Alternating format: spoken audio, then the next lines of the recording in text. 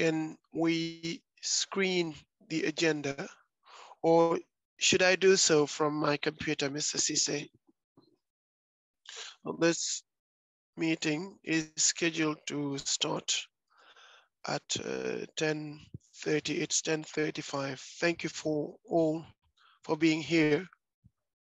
We have planned an opening ceremony starting from 10:30 to end at 11. We have a short time, 2.5 hours. We will maximize it for this agenda. There will also be opening remarks from the Directorate of Environment and Hazardous Facilities, Senegal, probably the director. There will be some remarks from Mava. I don't know whether Charlotte will be here, but I hope so. And then we will have the opening remarks from the PRCM Executive Director, Mr. Ahmed Senouri.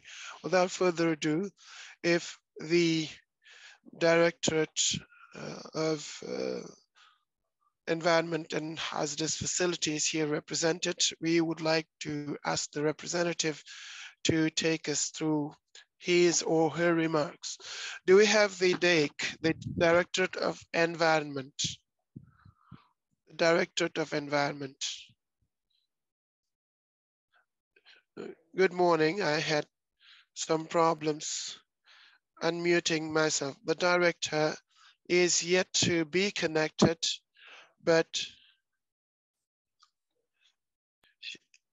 she will do so. So it will be the director or her deputy.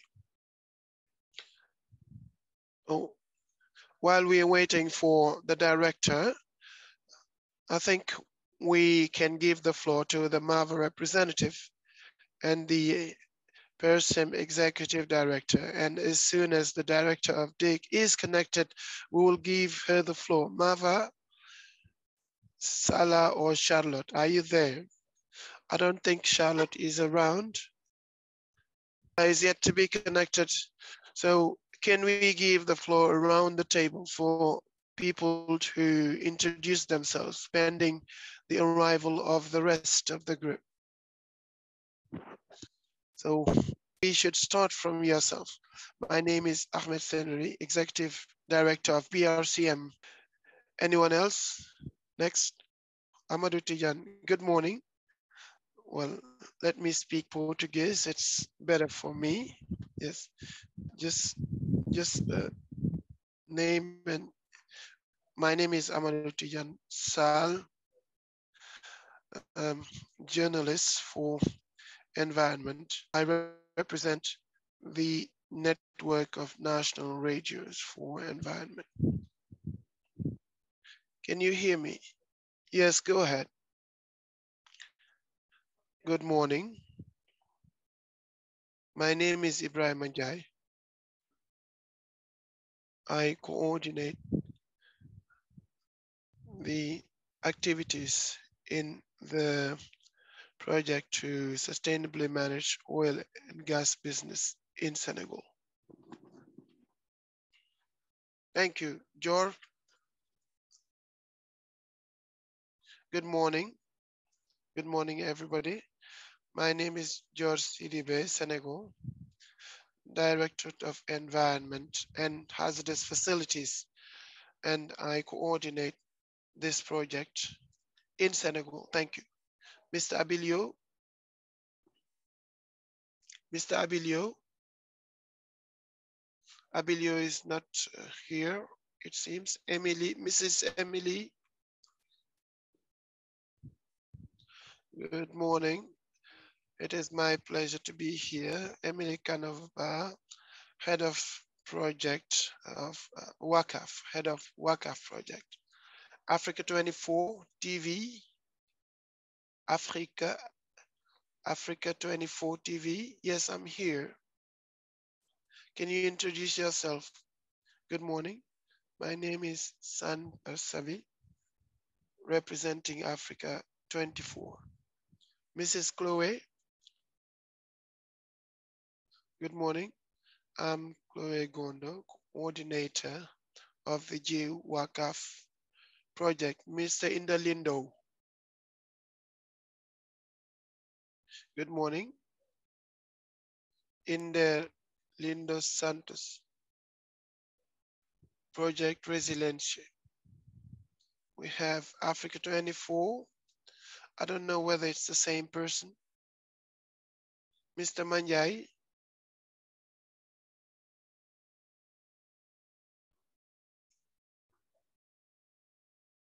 Mr. Manjai. Adam Sise.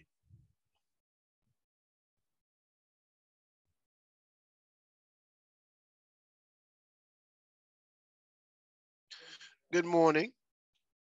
My name is Adam Sise. I am Program Manager, Wetlands International, coordinator at Wetlands International. Mr. Morning, my name is Alan Khan, Professor at the Sheikh Anta Diop University, GDL Master's Degree. Mr. Hassan, Mr. Abdullah Wage, can you introduce yourself? Good morning. Can you hear me? Can you hear me? Yes, we can. Abdullah Wage.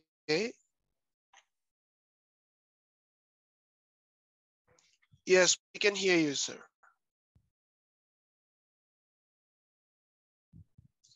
My name is Abdullah Wage, Mauritanian Institute of Oceanography and Fishery. I coordinate the Mauritania component of the project and I represent Strategy 3. Thank you. Mr. Ibrahim Agay, over to you. Good morning. My name is Ibrahim Agay, PRCM. I also coordinate the action plan for West Africa. Mrs. or Madam Victoria Sadie. Victoria Seiji. She's not here. Mr. Sise, we have the technical platform and the interpreter team with Mr. Khan, Mr. Sar. Okay. Thank you, Mr. Mariko. My name is Muntaga Sise. I am the technical assistant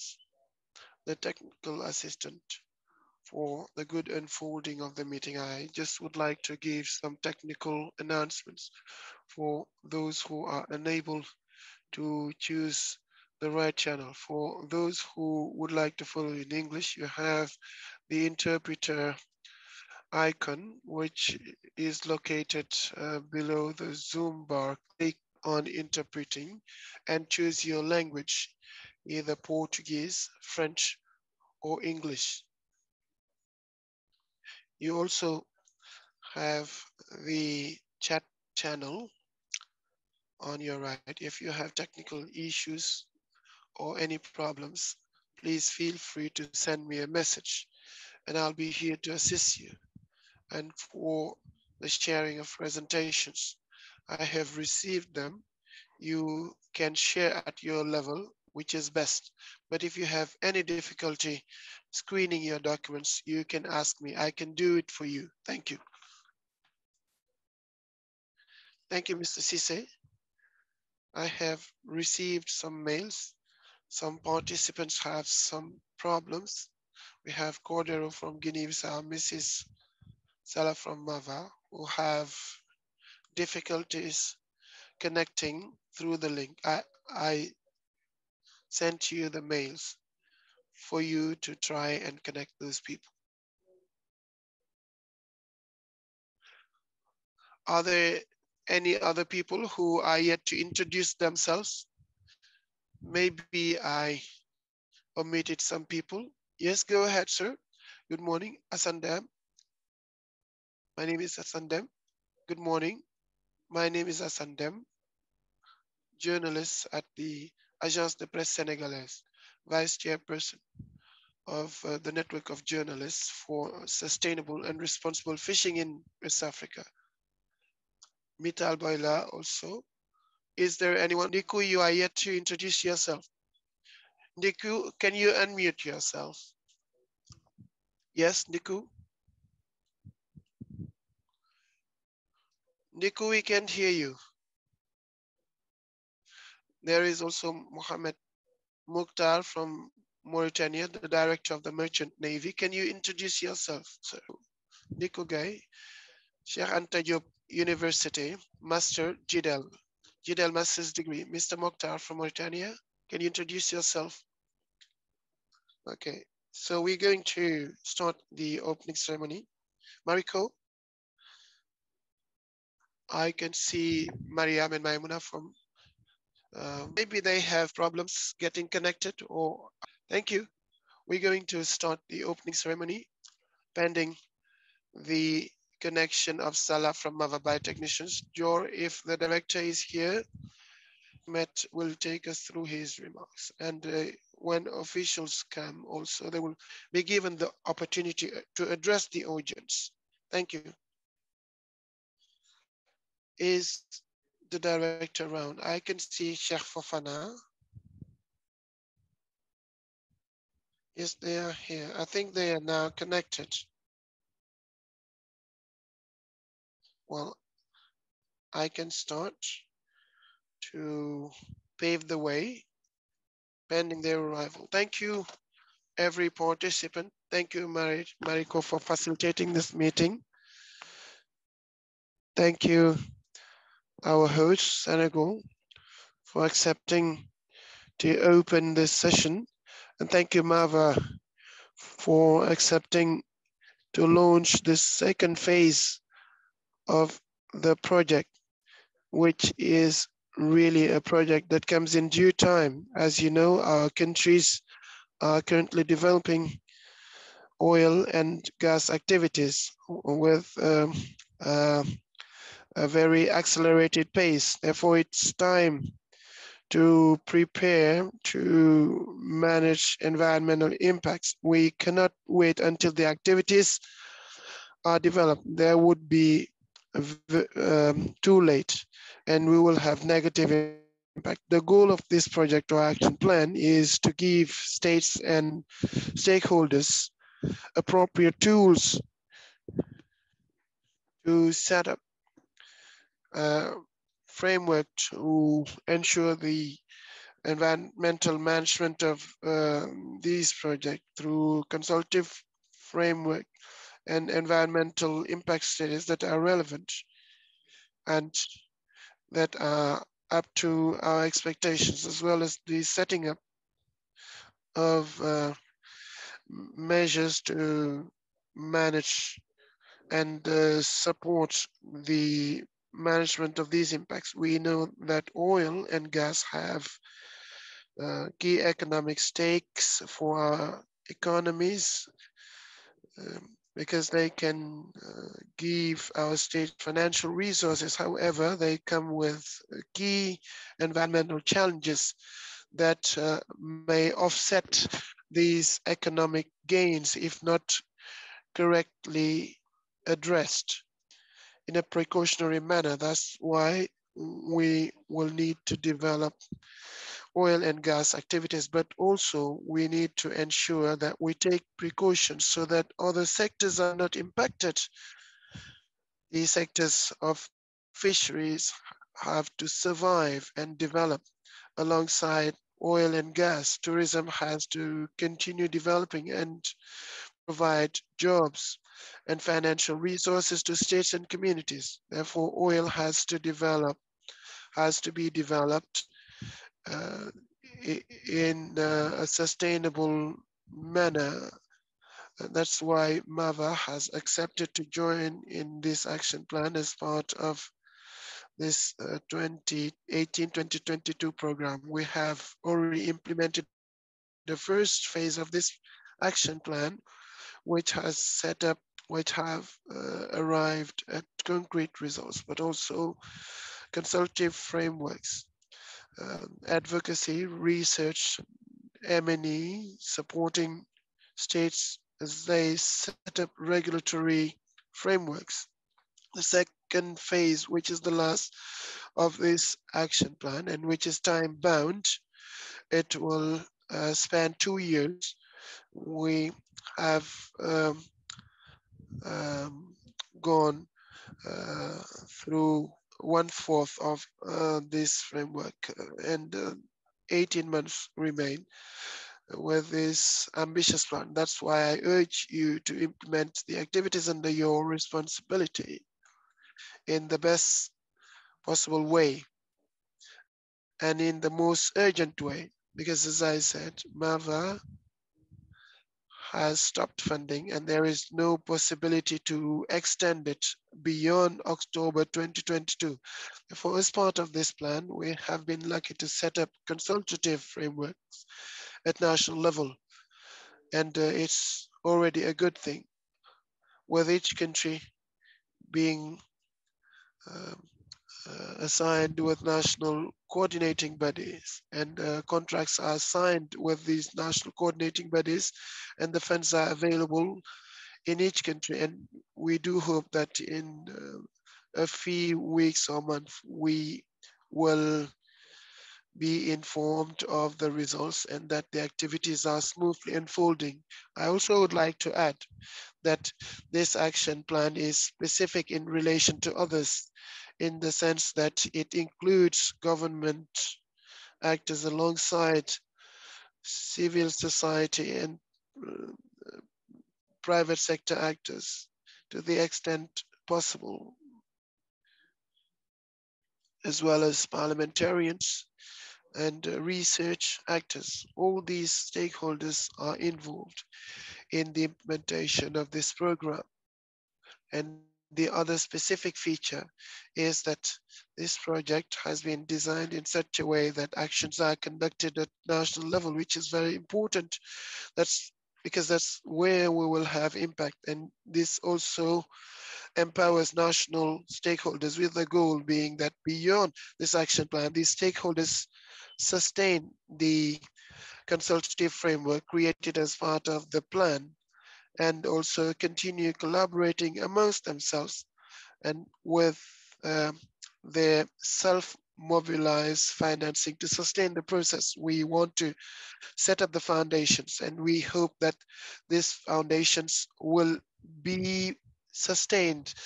Let me take this opportunity to extend our heartfelt thanks to all our partners supporting us in this mission, and say how much we bank on themselves to speed up the implementation of activities. We also would like to reassure them that we are receptive to their concerns as part of implementing this plan. Thank you for your kind attention.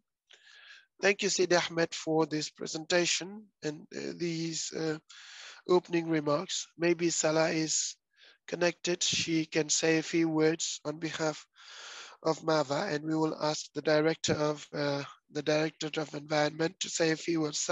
Is Salah there? Yes, I'm here. Sorry for being late because I had difficulties getting connected. It is very difficult to get connected because you need a Zoom account, I think. Well, some technical glitches. Thank you for giving me the floor, and sorry for being late. Charlotte cannot be here.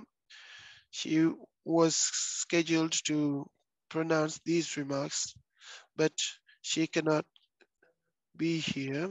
Therefore, I will do so on her behalf. Thank you, PRCM, for putting up this meeting as part of the second phase of the project. This meeting is an excellent initiative because it will bring us to the same page, because this action plan has been revamped. Coordination has changed, and now PRCM and so are coordinating, and also regional actions focus only on advocacy and awareness building. As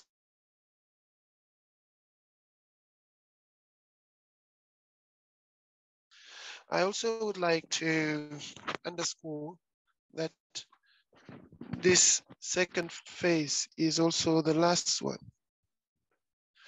The last one of MAP action plans in general,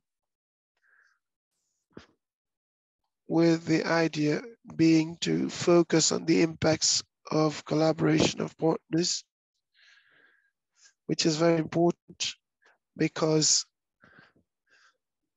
what is important is to focus on sustainability aspects, because we are at the last phase. Therefore, we need to sustain activities beyond the project in this area. And therefore, I urge us to focus on this aspect of collaborative impact. So I wanted to share these two ideas and say that I'm delighted to be with you. Thank you. Thank you for your kind attention. Thank you, Salah, for the opening remarks from Mava. We're going to ask the Director of Environment and Hazardous Facilities of Senegal to take us through her opening remarks. Thank you. Madam Director, are you there? Director of Environment, are you there?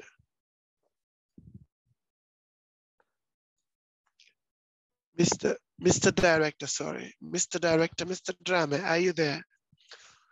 Jor, is the director around? Let me check Demba.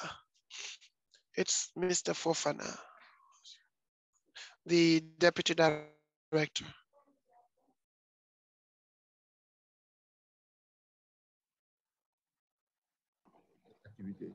Merci beaucoup. Merci, Monsieur Dramé, pour...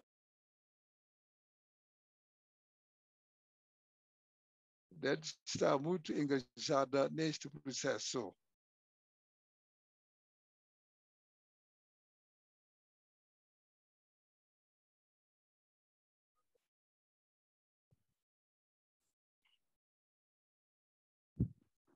Good morning.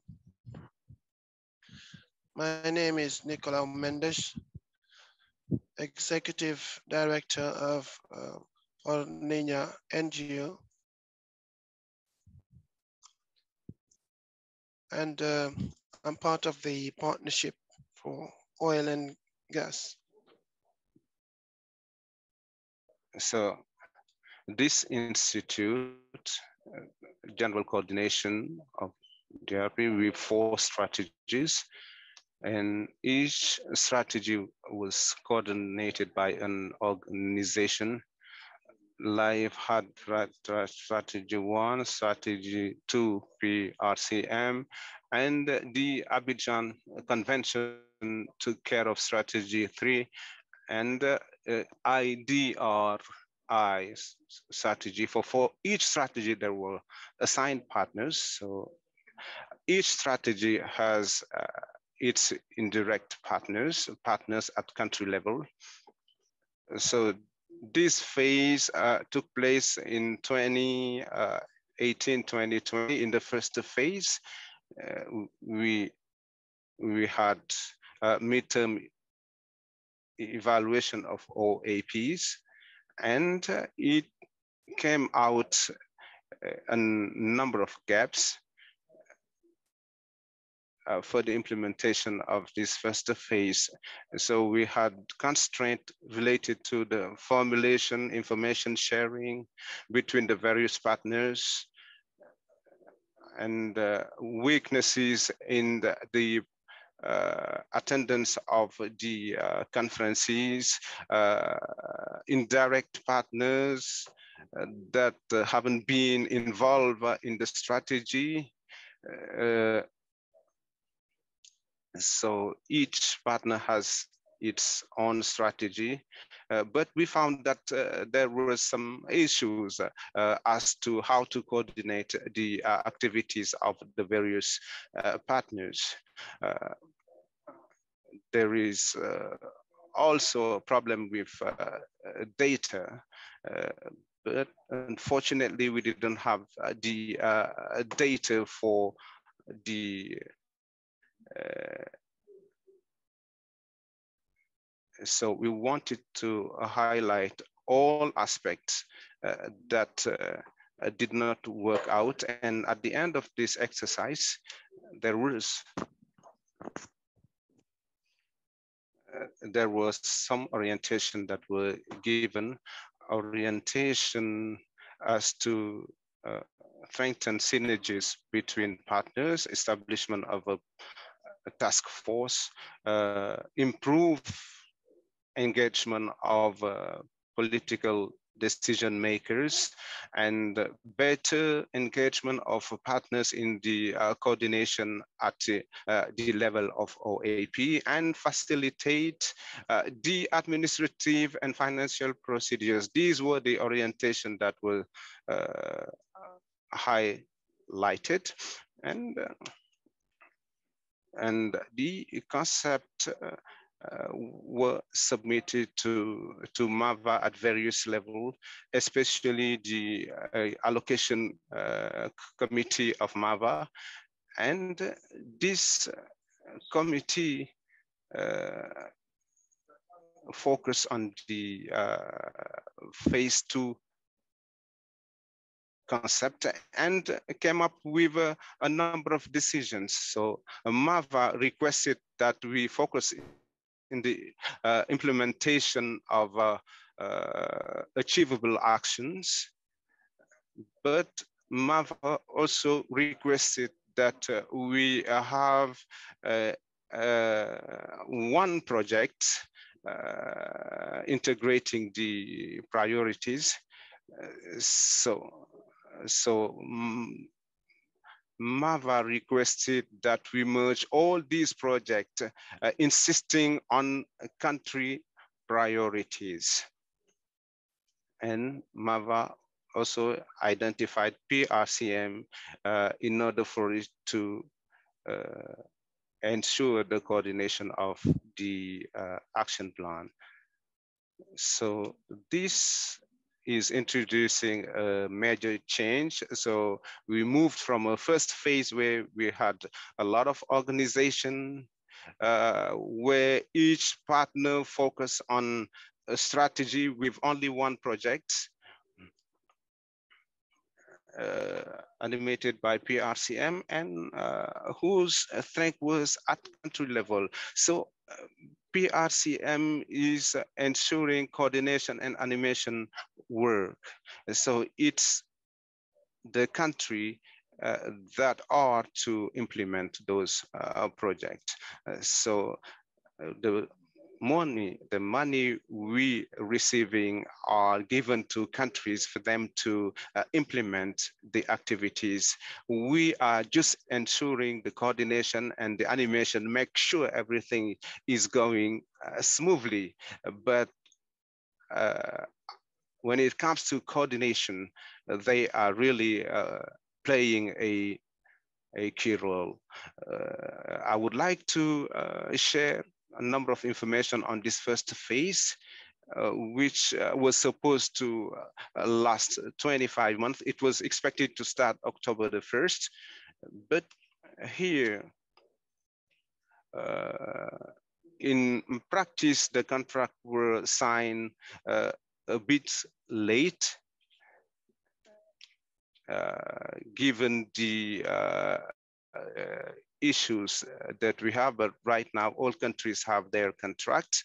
And what is interesting here is that the country are organized.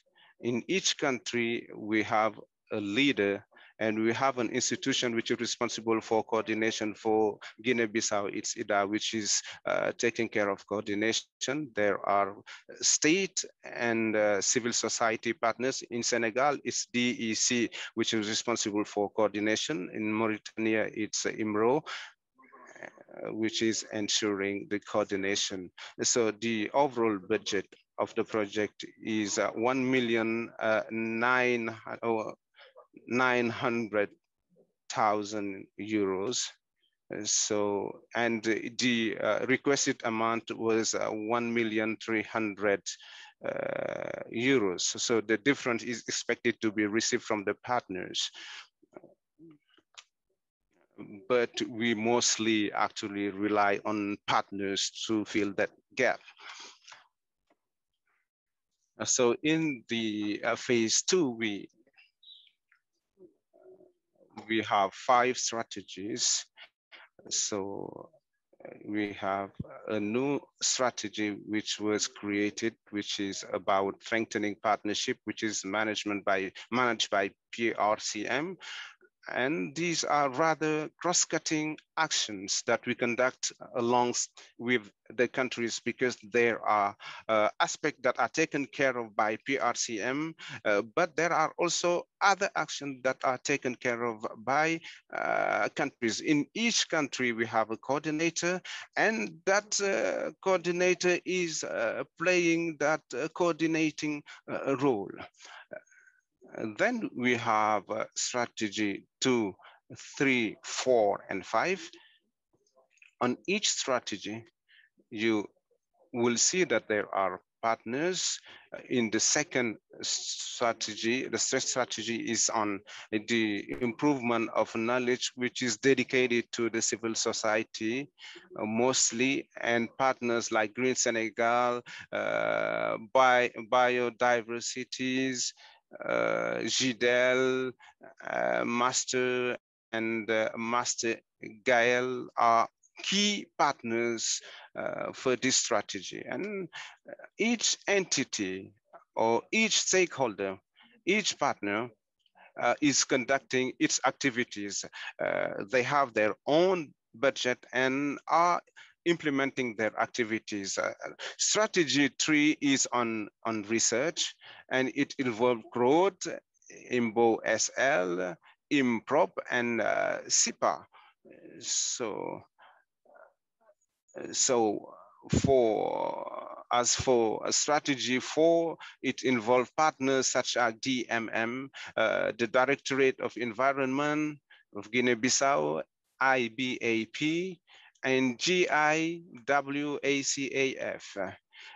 And these partners have mobilized a contribution for the implementation of this project. So they will have the opportunity to make a small presentation on what GI WACAP is, and what could be the contribution of GIWACAF for the country.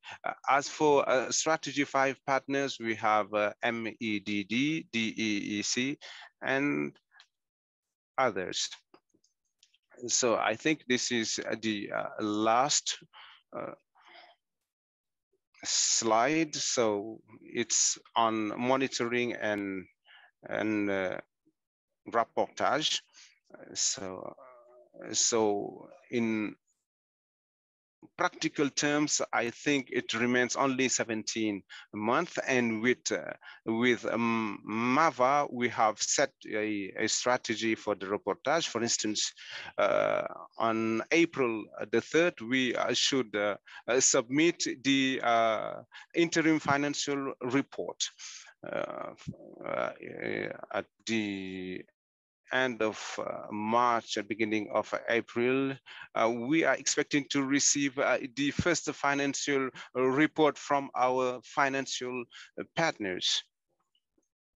So you can see the various reports. We have the pre-financial report. expected to be received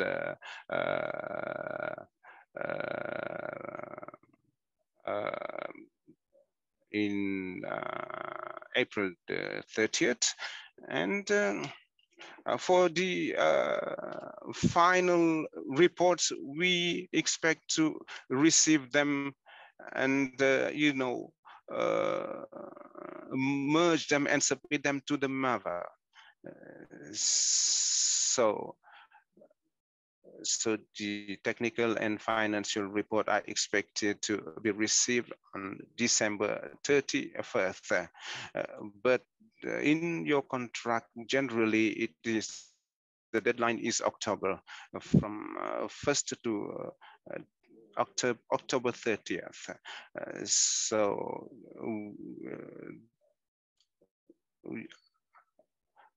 we request to receive your reports by October the 30th so that we can do the consolidation work prior to transferring or submitting them to MAVA. These are the elements I wanted to actually present with respect to our project. Thank you very much.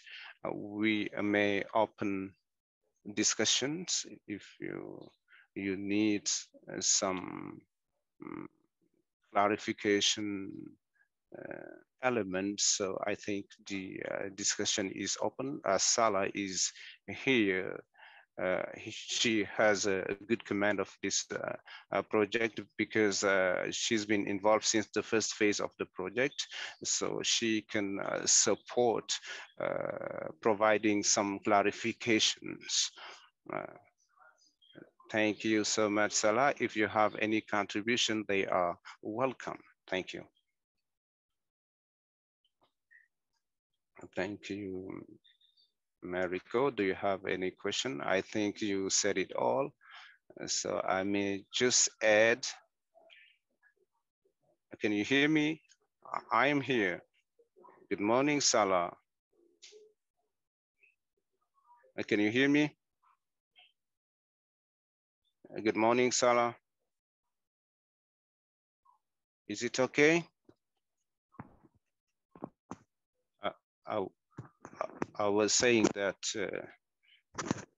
the presentation was quite clear. I just wanted to ask that it's important to insist that we were supposed to start in October, but we were unable to do that. Wanted to.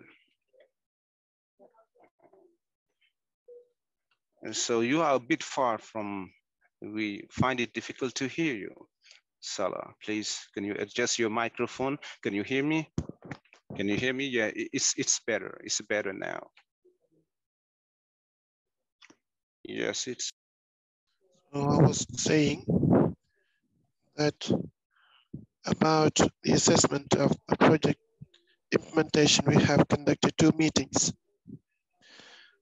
that fall within this project in Guinea-Bissau. The first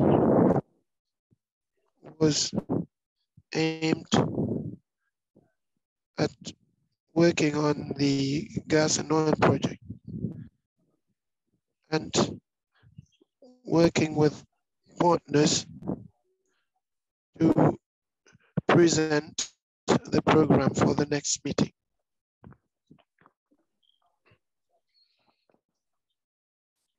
O tradutor está a traduzir? Defending humid areas. So, d'autres ONG. Par exemple, le cabinet de protection de la côte n'était pas dans ce projet. Et le contrat que nous avons signé avec les autres autorités environnementales qui s'occupent de l'évaluation environnementale, je vous dis donc que cette seconde réunion a été une réunion d'analyse pour voir comment nous pouvions intégrer toutes ces entités et d'autres partenaires pour appuyer tout ça, pour le pétrole et le gaz en Guinée-Bissau. Il est prévu dans la prochaine semaine que nous allons avoir la troisième réunion dans laquelle nous allons voir comment nous pourrons signer le contrat avec ces partenaires pour faciliter l'évacuation des moyens financiers et tous ces problèmes résultants. Et comme vous êtes en train de voir sur l'image, c'est la première réunion que nous avons organisée au niveau de la Guinée-Bissau. Et maintenant, je vais montrer quelques activités essentielles pour les partenaires de la Guinée-Bissau. Comme vous êtes en train de voir là, par rapport à la stratégie, vous pouvez voir sur les connaissances et les capacités pour la mobilisation des citoyens et de la médiation avec les décideurs, nous avons comme activité, nous avons élaboré un guide pour faciliter l'advocacy, le plaidoyer, et élaborer un livre blanc. Et cette activité est une activité qui est de l'IBAB. Et nous avons fait des sessions de formation sur les défis de ces activités, sur le gaz et le pétrole. Et ça doit être fait également par l'IBAB. Et par rapport à ce que nous avons aujourd'hui, nous devons organiser un atelier de formation sur le thème lié à la question environnementale et les techniques de mobilisation et de plaidoyer, mobilisation des citoyens et sur la médiation sociale. Et ces activités doivent être faites par les ONG, Tringuera, les organisations pour la défense des zones humides et l'ONG palmérien. Et nous avons également mettre en place une collégation nationale pour avoir une grande concentration entre les différents acteurs de la Guinée-Bissau pour l'exploitation du pétrole et des hydrocarbures en Guinée-Bissau. Et nous avons des activités et nous devons penser à mettre en place et animer des comités locaux d'alerte au niveau de la Guinée-Bissau. Et nous devons réaliser également des actions de sensibilisation, de mobilisation citoyenne, de plaidoyer, de veille et d'alerte en Guinée-Bissau. Ces activités sont des activités qui seront faites par les ONG. Et ensuite, d'autres activités clés qui tiennent en relation le système d'information. C'est une activité qui devra être faite par le principe de CIPA, le Centre d'investigation de pêche appliquée, et qui va s'occuper et élaborer et mettre à la disposition des outils de suivi de pollution et d'échantillons et des analyses de microcontaminants. Également des activités parleront de l'information que nous devons donner aux pêcheurs et des gens qui ont travaillé liés aux universités, et nous devons informer les techniciens de CIPA sur l'utilisation des outils et sur les échantillonnages et l'analyse des microcontaminants. Et nous devons également avoir, nous savons que pour le système de collecte est très important là. Et le jour que nous avons commencé ce projet d'exploitation d'hydrocarbures, nous devons avoir les informations sur ce qui doit se passer éventuellement. D'autres activités que nous avons menées sur la collecte de données et de suivi liés aux activités de pétrole et de gaz en Guinée-Bissau. Pour la stratégie 4, cela parle de la mise en place d'un plan d'urgence au niveau national. Cette activité est une activité qui doit être faite par la Convention d'Abidjan pour le point focal qui fait partie du ministère de l'Environnement et de la biodiversité, et il est prévu l'élaboration d'un plan de réponse en cas d'urgence pour la Guinée-Bissau. Et ensuite, nous avons la stratégie 4 qui est la préparation et la mise à jour du plan d'intervention au niveau national, et à partir de ce sera à partir de la convention d'Abidjan qui sera point focal et qui va développer et mettre à jour et adopter des politiques de gestion dans les différents pays, dans les 4 pays. Avec la Mauritanie qui a déjà fait cette activité. L'ultime activité qui parle du renforcement et de la réglementation. Et là, nous avons une mise en œuvre des processus de ratification et de domestication du protocole offshore de la Convention d'Abidjan dans les 4 pays. C'est une activité qui est prévue pour les 4 pays, mais nous allons également, pour la Guinée-Bissau, nous allons voir comment nous pourrons nous soumettre à ça, aux ratifications, comment nous pourrons intégrer ça, et sur l'aspect législatif que nous devons avoir au niveau national pour avancer du point de vue des attentes.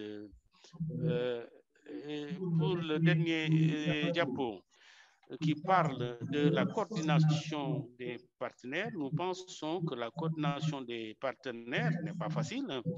Et nous pensons également que les ressources financières du projet sont faibles. Pour les conventions d'Abidjan et par rapport à l'élaboration du plan d'urgence, nous pensons que ce sont des activités très importantes et nous devons bénéficier de ça. Et il est probable que ce que nous avons comme moyen n'est pas suffisant par rapport pour les autres activités du projet.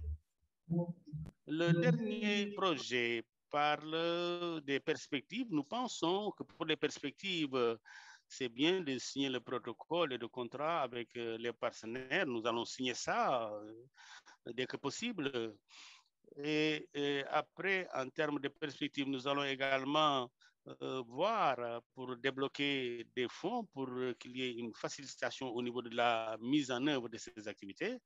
Et également, nous devons voir également les fonds parce qu'il y a également beaucoup d'ONG qui veulent être des partenaires pour tout ce que nous sommes en train de faire. Et pour cela, nous vous remercions pour votre attention par rapport à notre présentation. La présentation. Thank you, Mr. Cordero, for a brilliant presentation. We are going to reserve the questions for the last part. If Mauritania is around, we can ask them to present. Mr. Wage, are you with us? Mr. Mariko, let me also tell you that Mr. Paul is here from Sierra Leone. Thank you, Paul Lamin, for coming. It's a pity that you have not been here since the beginning, but thanks for being here. We're going to ask Mauritania to make the presentation, and then we will proceed to Sierra Leone. Thank you. So please try to stick to the time, Jor, because we are already behind schedule. So I'm going to present the project based on the template sent. First of all, I would like to present the various partners for Senegal.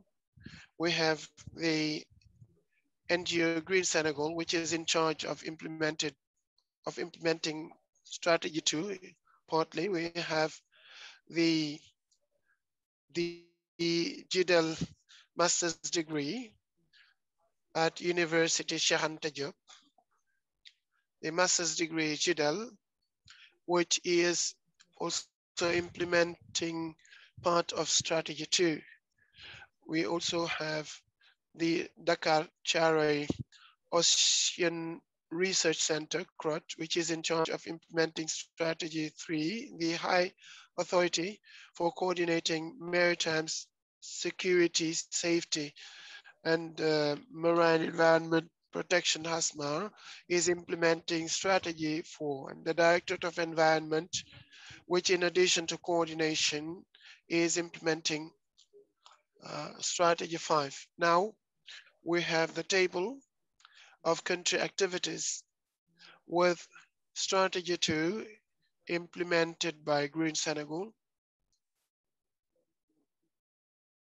For objective 1, result 2.1, objective 2.11. The activity is to organize training workshops for national CSOs on the following themes: environment surveillance, advocacy techniques, citizen mobilization techniques, and also social mediation. Currently, Green Senegal has already organized a workshop in Kaya to build the awareness of beneficiaries. For result 2, the activity includes developing a guidance document for advocacy in 3 languages for civil society bodies. Another activity under result 2.2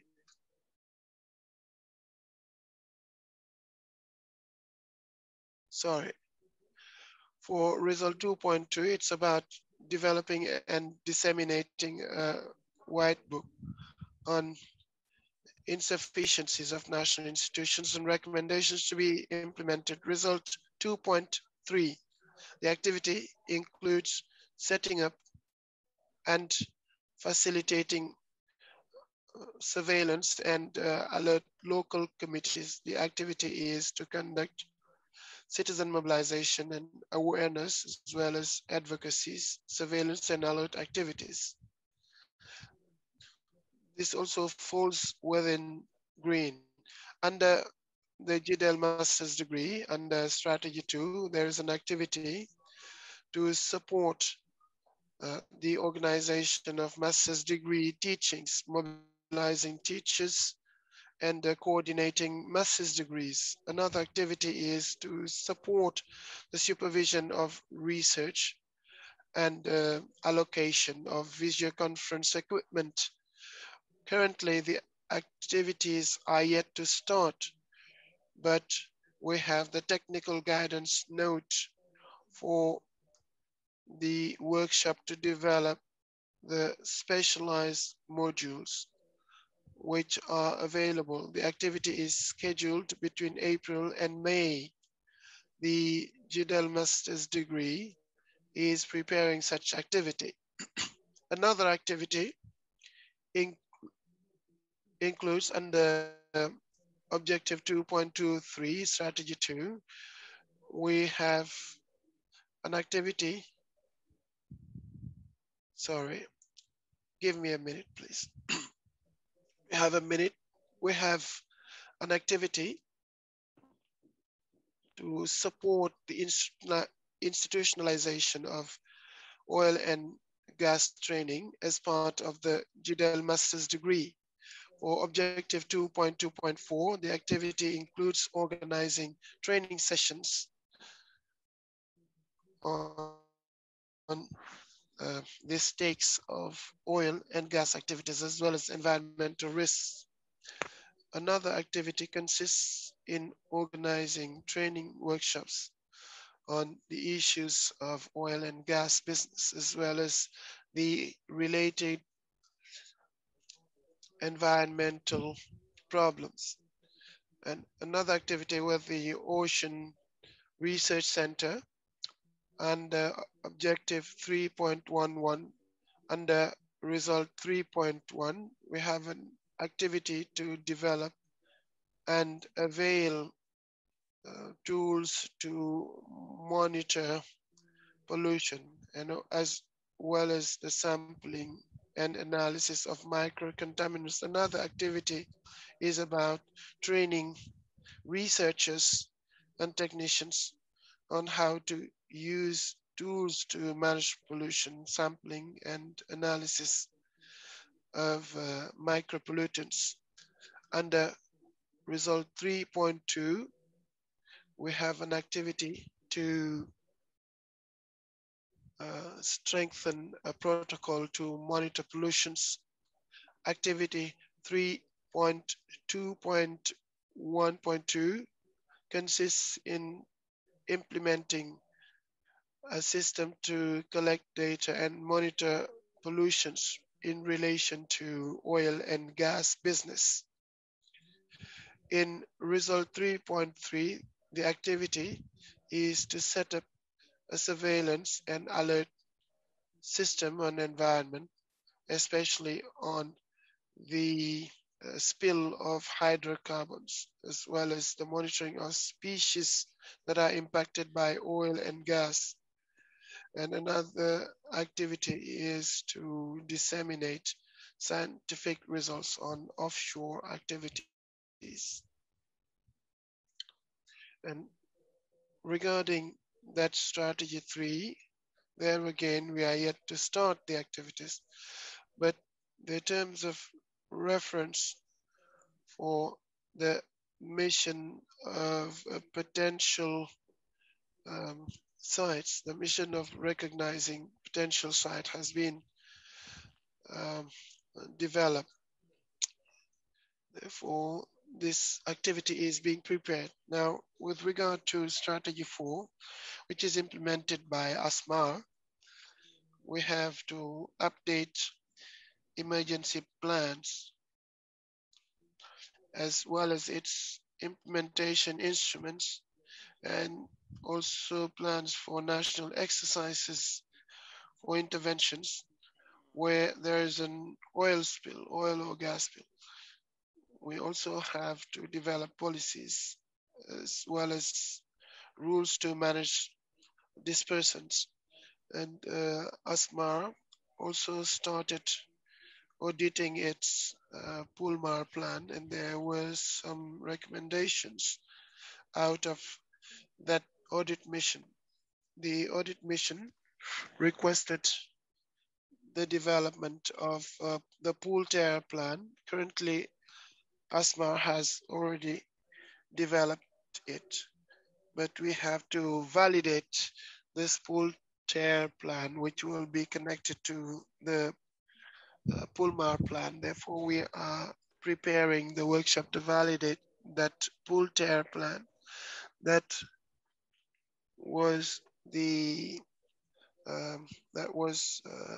this activity was blocked by the health situation. About the Directorate of Environment's activity regarding activity 5, consisting in ratifying the additional protocol to the Abidjan Convention, as well as domestication.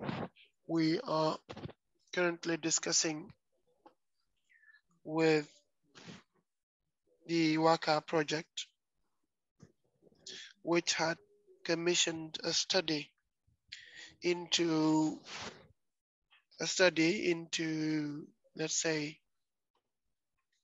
let's say how to include national legal instruments with regard to this additional protocol.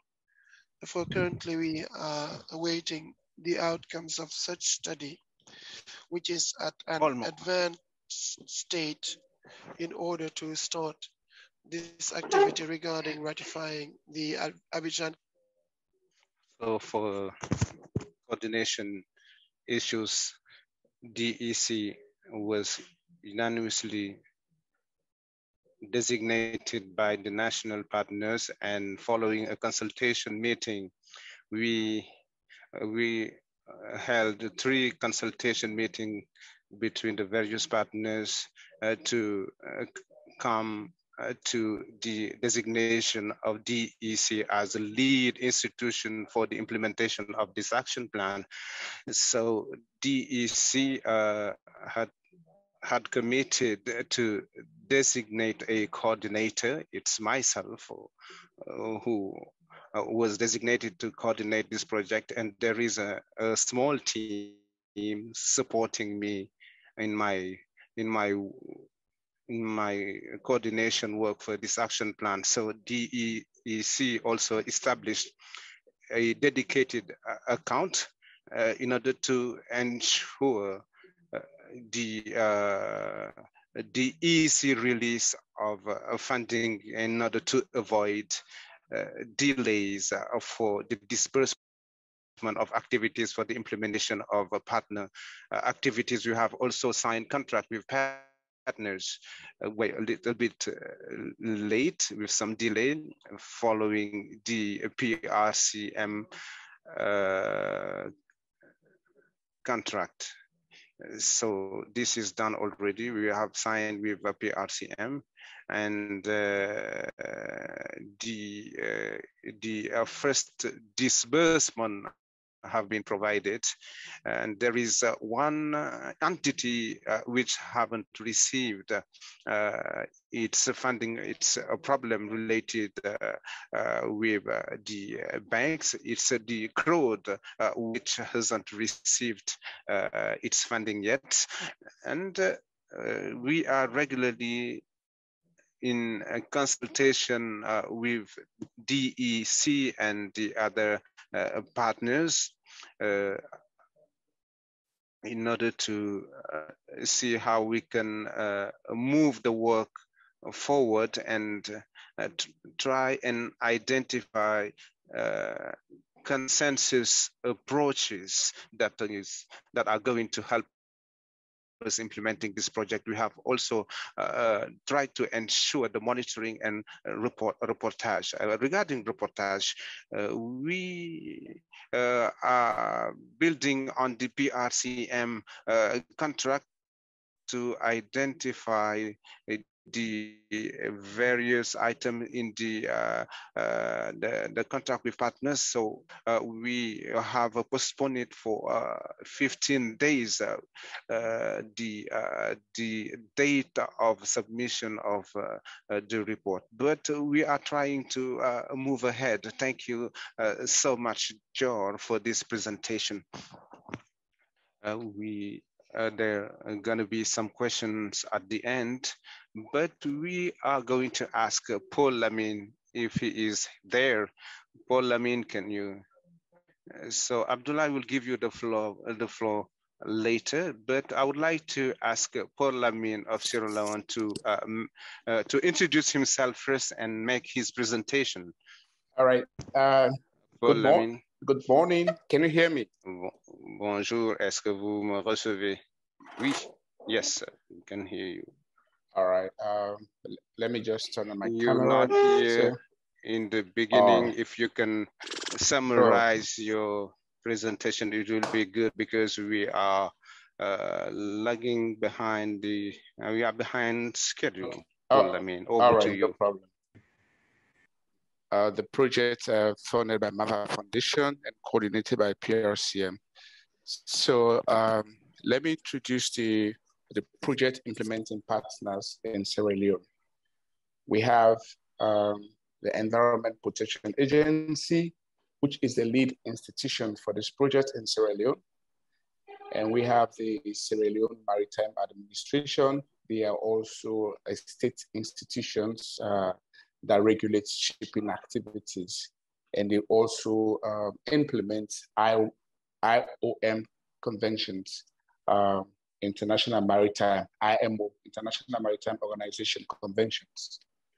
Then we have another partner, which is the Conservation Society, Sierra Leone.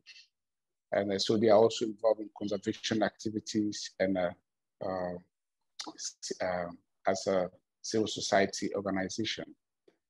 Then we have the Institute of Marine Biology and Oceanography. It's a research wing at the University of Sierra Leone. So they are involved in the marine issues. Okay, so let me go now to the update or the status of the implementation of the activities in Sierra Leone under this project. So what I have here is actually mainly what we have planned for the first quarter 2021 under the project. So under strategy 2, we have activity which is being led by the Conservation Society and the Environment Protection Agency. We have our communication department, so they collaborated to organize this activity. So it is a training workshop for the benefit of the national civil society organizations and on environmental watch, advocacy, techniques of citizen mobilization, and social mitigation. So this activity has already been carried out, and they are trying to finalize the report now. Then the second activity under the strategy, which is strategy 2, is to set up a national multi-stakeholder consultation coalition. So this one has also been completed. We already have the report on that. It was implemented. Then under strategy, pollution information plan and analysis of microcontaminants in the ocean, in our coastal waters. So this activity is also to be implemented very soon. I have received the concept note, and so they will be developing the tool, but we have not started sampling yet as of now. The reason I'll tell you later on are the challenges. So under strategy 3 is pollution information and monitoring. So the Institute of Marine Biology and Oceanography will be providing a training for researchers and for pollution monitoring tools, sampling analysis of microcontaminants. So this training is scheduled to take place next week. We have already made arrangement for that one, and this is going to be done by the Institute of Marine Biology and Oceanography. Then on the strategy 4, we have preparation and updating of national emergency. Okay, all right, no problem. So I was saying, all right, okay. So the contingency plan is being updated. In fact, currently as I'm speaking,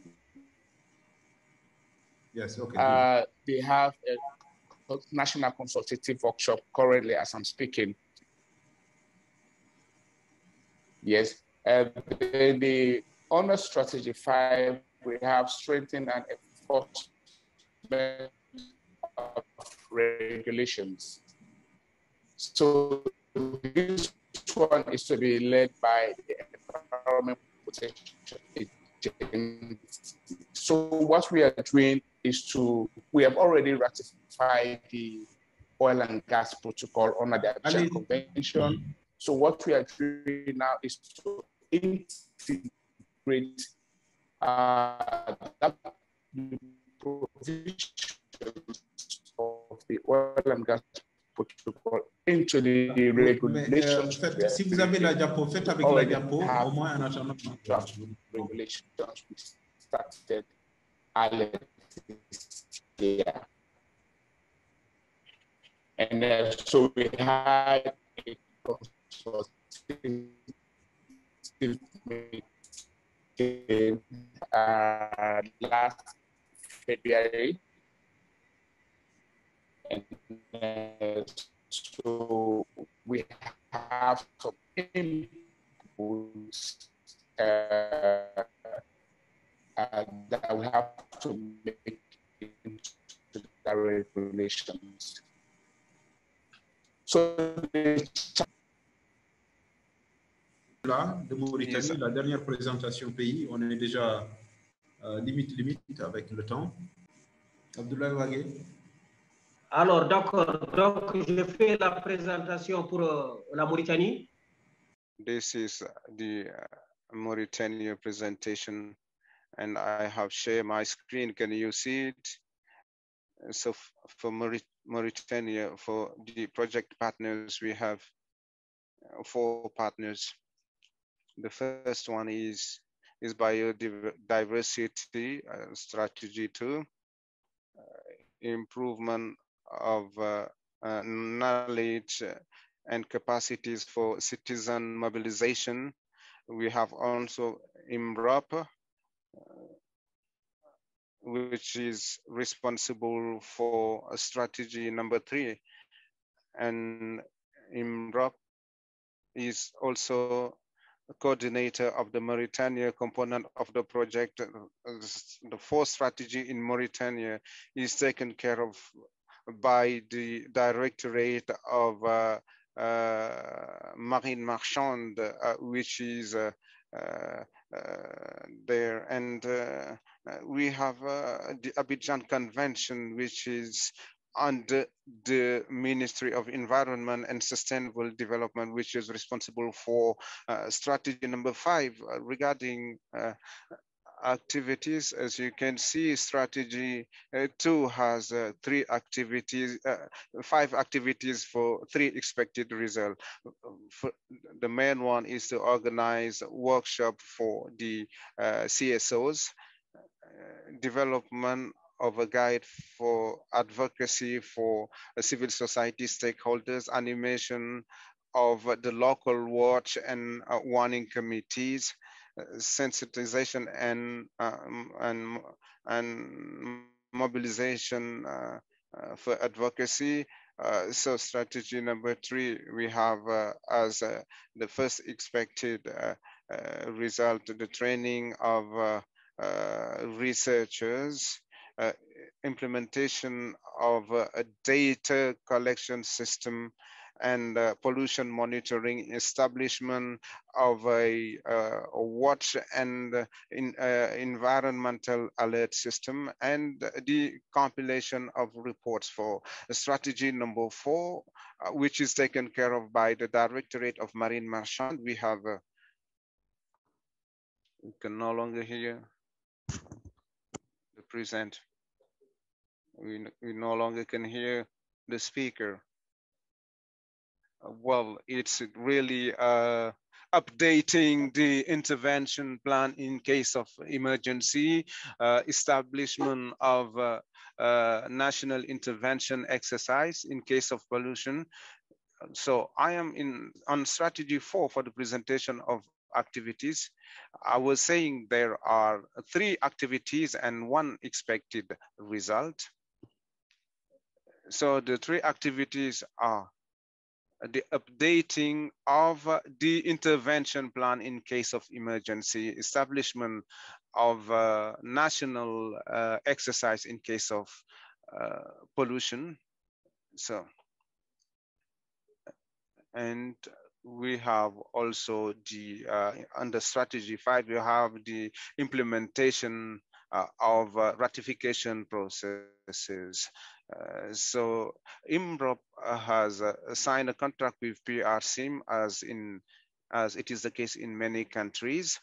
We have the purpose, the task, the deliverable, the modalities, and payment conditions. We have also the production of technical and financial report. We have also the distribution of budget by strategy. Each strategy has its own budget for the coordination in Mauritania. In February, I conducted a mission in Nouakchott in order to meet with the various stakeholders. And this meeting brought together the coordinator of strategy number 2, biodiversity, the coordinator of strategy 4, the Directorate of Marine Marchande, and that day also the director of PRCM attended the meeting that day. Among those missing, we have the Abidjan Convention, because so far the Minister of Environment have not designated anyone to take care of that coordination. The purpose of the meeting was to share the contract. We also discuss the distribution of budget and look at the miscellaneous issues. The first item was was actually implemented, because we considered the implementation report. But when we came to the issue of budgeting, so we discussed and decided to share the budget in the pro rata of the strategies. Since the amount was not sufficient, we shared it among the various strategies. So we have an implementation contract with IMROP. We have also established a procedure sheet with the Director of Marine Marchand under the Ministry of Fisheries. And that meeting brought together the representative of the Abidjan Convention. So we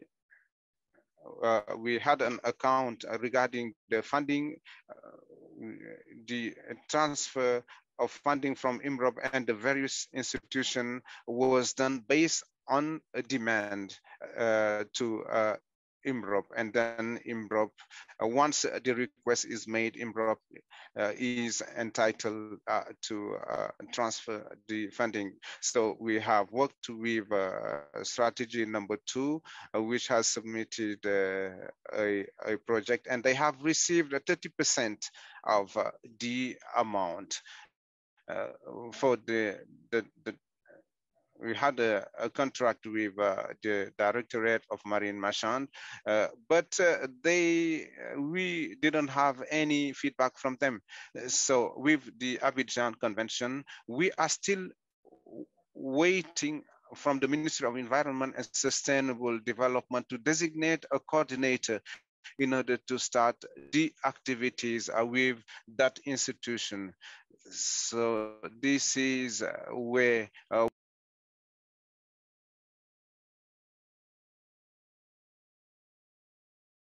we had planned to stop at 12:30, but maybe I will allocate 5 minutes for discussions if you have any questions.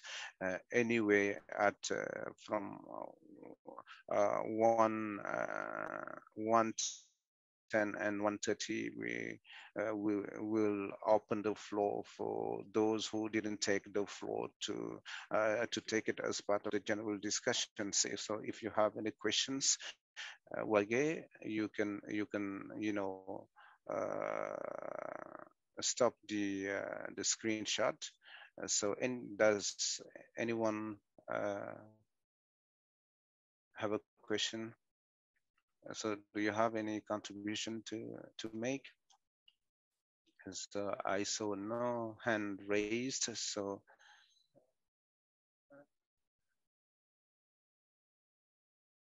have you raised your hands? Maybe we'll move ahead. Myself, I have questions, but I will wait. Yeah, I raised my hand, Mr. Mariko. Yeah, I can see Salah's hand. So Salah, over to you. I had a question. I don't know whether you can hear me or not. Can you hear me? There's a question for Guinea-Bissau and another one for Mauritania. For Guinea-Bissau, I had 2 questions. The first question is,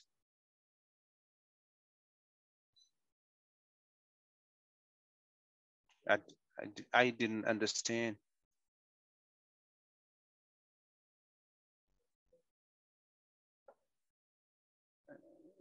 The coordination was not sufficient, so I didn't understand what you mean. We can no longer hear the speaker.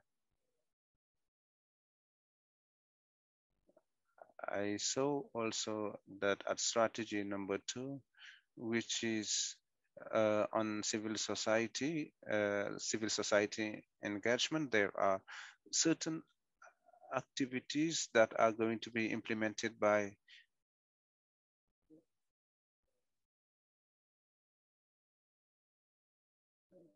WeVap. Well, we find it difficult to hear her.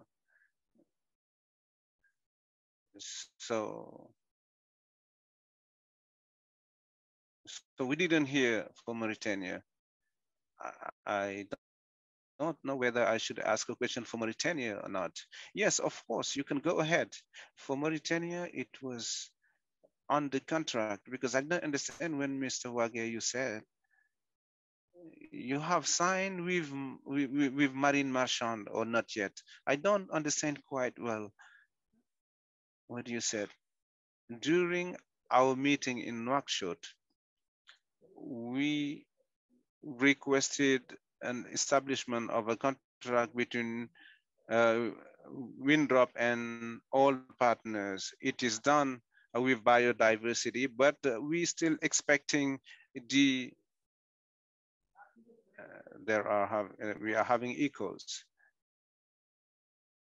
Wage, we no longer can hear you, Mr. Wage. I was saying that during our Nouakchott meeting, we decided to establish contract between INRAP and each partner. It's done with strategy 2, but we have strategy 4.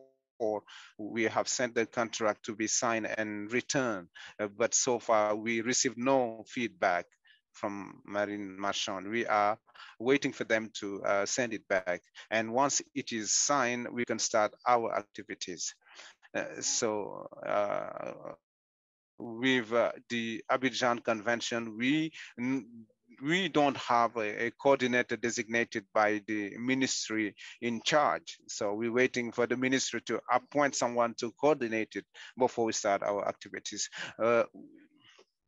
Regarding the Mauritania question, for the Directorate of Marine Marchand, we deem it not necessary to sign a contract between IMROP and Marine Marchand. But in case the activities start, they are just going to write to IMROP for the start of the activities. This is what we agreed on for the Abidjan Convention. This is one activity, because the ministry in Mauritania, it's not easy to receive money, and we decided that if the Ministry of Environment engage this activity, the funding will be allocated. This is a way for us to simplify the process. So Cordero, can you answer the Salah's questions? Cordero,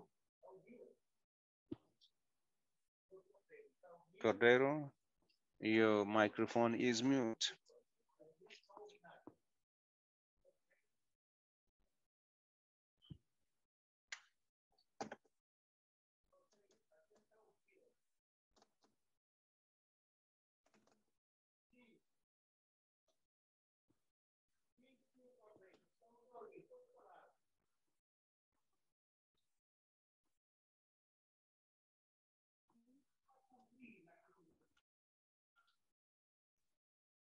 I did not understand Salah's question very well. Can she repeat the question? I was saying that with regard to coordination,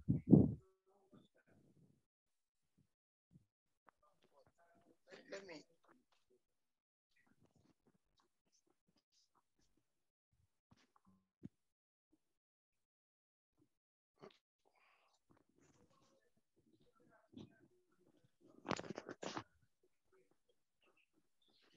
Can you respond to the question, Mr. Cordero?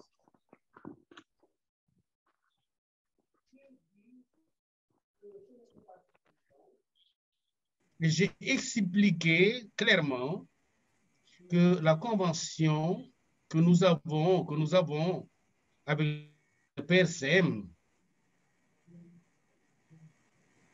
et avec des partenaires et des ONG, par exemple Teningena, Palmeirinha, il y avait une activité qui était liée au ministère de l'Environnement avec la Convention d'Abidjan qui participait. Mais, par exemple,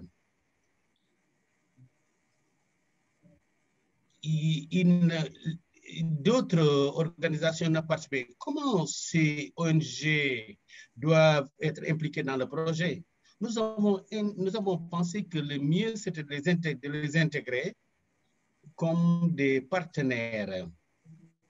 Et là, les ressources que nous avions, nous avons pensé que ce ne serait pas suffisant pour régler avec tous ces ONG qui voulaient participer. Et également, un autre problème que nous avons pensé, il y a un budget sur le contrat que nous avons signé. Et GS a dit que ça, c'est un budget pour 4 pays, mais il y a une somme de 10 000 euros là-dedans. Est-ce que ce budget de 10 000 euros pour les 4 pays, comment nous allons partager ce budget? Il y a des choses que nous ne comprenons pas et nous souhaiterons avoir vraiment des clarifications là-dessus. Et par rapport à la Convention d'Abidjan, nous devons contracter un consultant international qui va nous aider à élaborer ce plan d'urgence et autres. Et nous avons le plan de coordination avec l'Italie. Et il est probable que le budget ne soit pas suffisant pour tout ça. OK. Merci. Merci Cordero.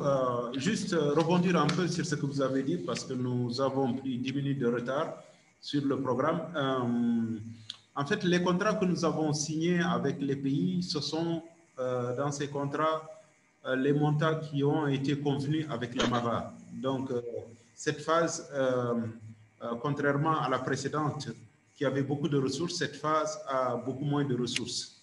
Et donc, c'est de l'argent qui a été ventilé en commun accord avec la MAVA entre les différents pays et entre les différents partenaires au sein des pays.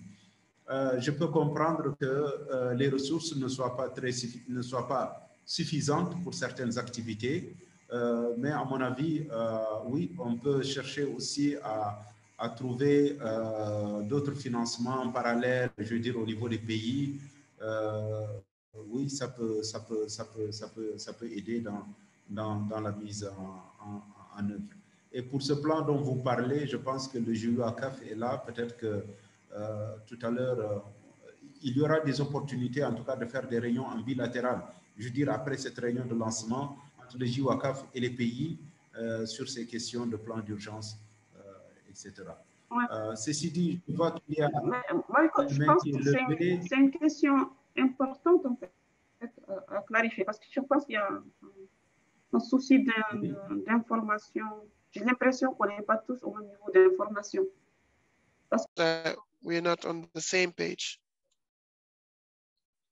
And already that coordination we are talking about, this is a country-specific coordination. For example, if we talk about Guinea-Bissau, it's about a synergy among strategic frameworks. It's about exchange to ensure that activities are well conducted. That's why I think we need to discuss the budget issue to resolve the problem. Maybe not in this meeting, but maybe in other forums. Yes, indeed, we can hold that discussion after this meeting. I think it's important with all partners, because in this meeting, we won't be able to get into those details. Yes, it's also quite normal as part of the MAVA action plan that the budget of the first phase be more than the second phase, because we have 2 phases of 3 years and 2 years. Sorry, we'll have to proceed to the next session because we are well behind schedule. And at any other business part, we can come to other issues. Session 3, presenting the partnership and possible synergies. And we'll have a first presentation from GWACAF.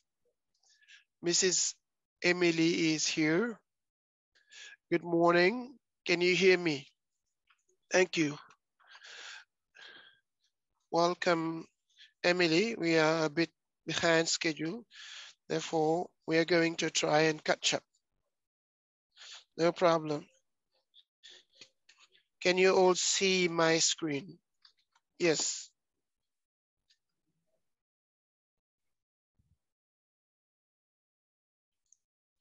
First of all, I would like to thank you for inviting me in this meeting.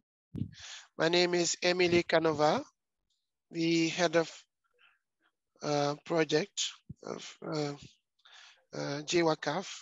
I replaced Julia Wakaf, who was head of project up till last February, but I had been coordinating the project for 2 years. Therefore, I well know the project. I think you let me proceed to the Japorama mode.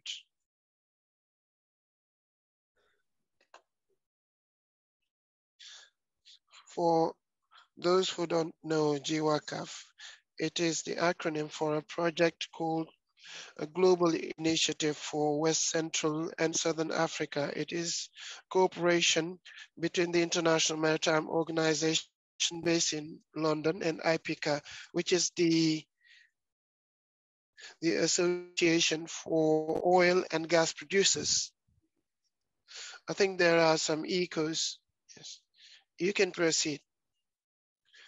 APICA, which is the Association of Oil and Gas Producers, to improve environmental and social performance of these industries, with the goal of this project being to strengthen the capacities of the 22 partner countries to prepare to face hydrocarbon spills to better protect the marine environment. These are the 22 countries. It is the maritime opening of Africa, including the 4 COBIA countries: Mauritania, Senegal, Sierra Leone. And we conduct regional and national training workshops on exercises, being desk or deployment exercises as part of technical assistance with these countries. We also have a 2-year conference gathering all focal points of the project's 22 countries. Our core business is to implement the OPRCHA convention, which is the UN convention on cooperation in terms of hydrocarbon spill. And as part of this convention, there is the fact that the countries have to set up national emergency plans. Therefore, in brief, the project is a private and public sector project in all 22 partner countries. We have focal points. I will come back to the focal points of the 4 concerned countries, but this is an extending network because it is with these focal points that we discuss to implement activities tailored to the countries, but also to strengthen national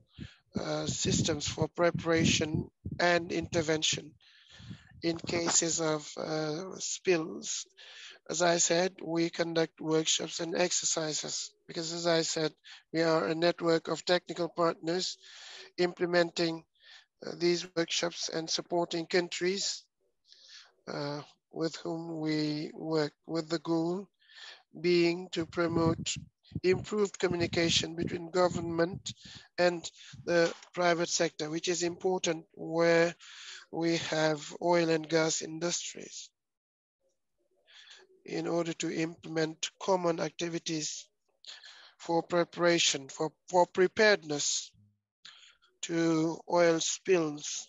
And this is based on the fact that we encourage the ratification of international conventions, OPRC convention in particular, but also other instruments such as the offshore protocol of the Abidjan Convention. I'm going to flash out this slide to explain how JWACAF operates. This is important to coordinate this project. We operate by rounds of 2 years. This is this does not coincide with the COBIA project. We conducted a conference in October 2019 in South Africa. The 22 countries are gathered to assess the past 2 years and develop another 2-year plan for our 2020-2021 exercise. We have been disrupted by the pandemic, and therefore we have to change our action plan. But it's important also as part of this project. Of course, we can factor in the requests of all countries as part of our plan, but we will have to revamp our plans for 2022 in order to sustain the implementation of activities with the 4 countries. Therefore, this slide is based on the fact that we have set up remote assistance activities for the pandemic, even though we don't know when we will resume with regional missions, because this will depend on the International Maritime Organization guidelines. But we have developed a remote project, which we have done with some countries of the region. We also have some online training sessions. This is about 2020-2021 activities. Especially, I would like to underscore that we have brought remote legal assistance to Liberia, Namibia, and Gambia, and Sao Tome and Principe, and we have a series of webinars that may help to communicate or disseminate some key concepts as part of emergency interventions. These are on our internet website. This is the 2021 action plan. On your right-hand side, we have put in blue at the end some activities that can be conducted in cooperation with the COBIA project. Therefore, we have been contacted, incidentally, and I thank PRCM for that, contacted to implement strategy for supporting the countries thereon, meaning preparing and implementing national intervention plans in synergy with the GWACAF mandate, which we are doing with these member countries. Therefore, it is important to coordinate our efforts as part of that. As such,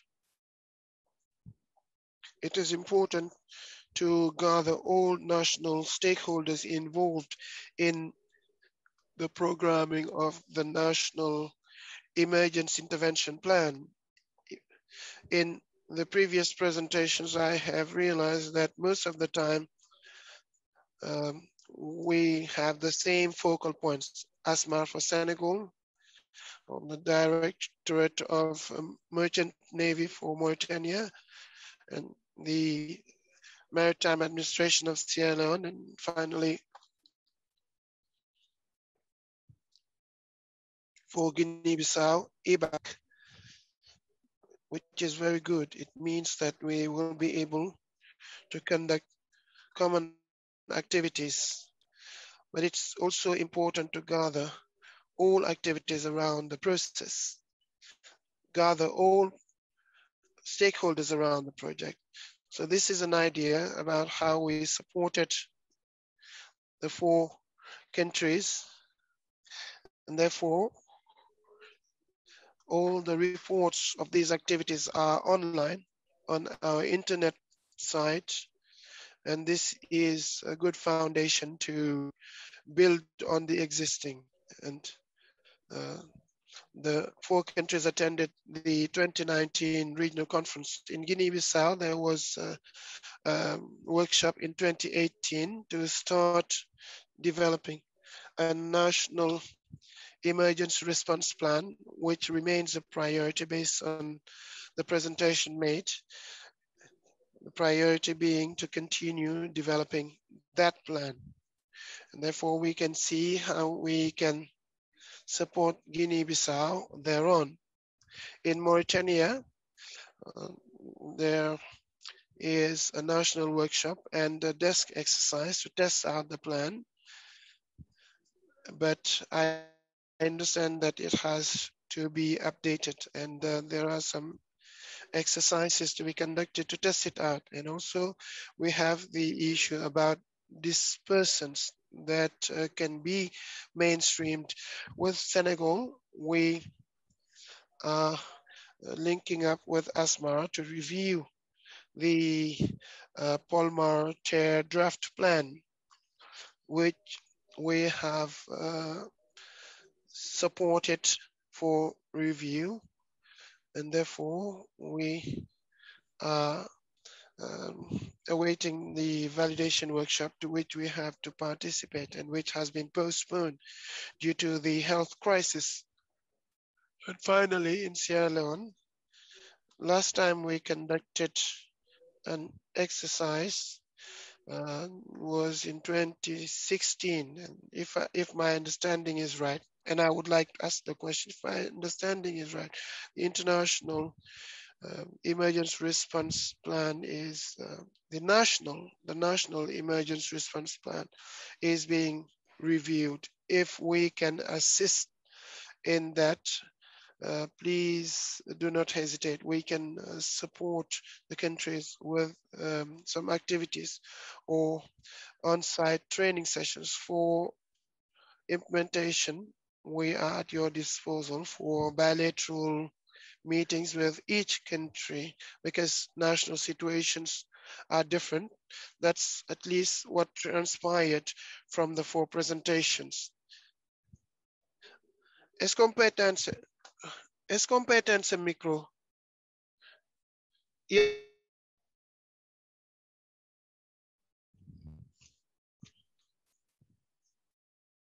Thank you. Therefore, almost at the end. This means that what is important is to have clear priorities. If we have up to October 2022, it will be difficult to have a perfect situation in each country.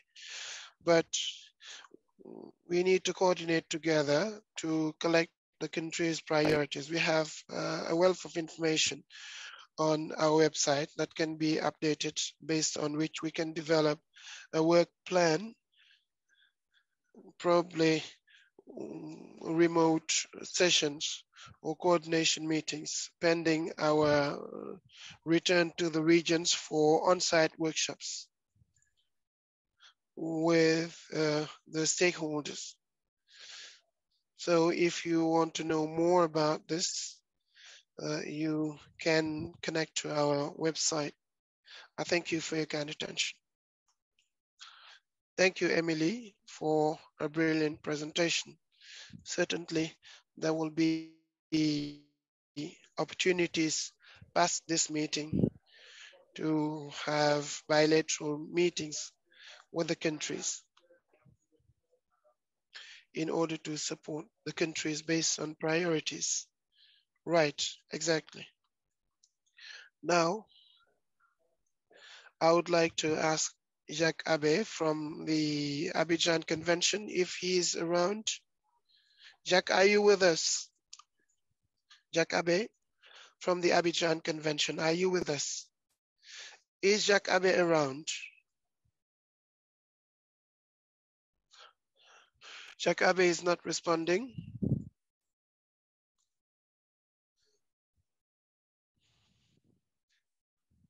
Maybe I should take you through the second presentation. I'm going to take you to through my second presentation pending Jacques Abbé's arrival. As we don't have much time, I'm going to directly proceed to the second presentation. Can you see my screen? Can you see my screen? Yes, go ahead.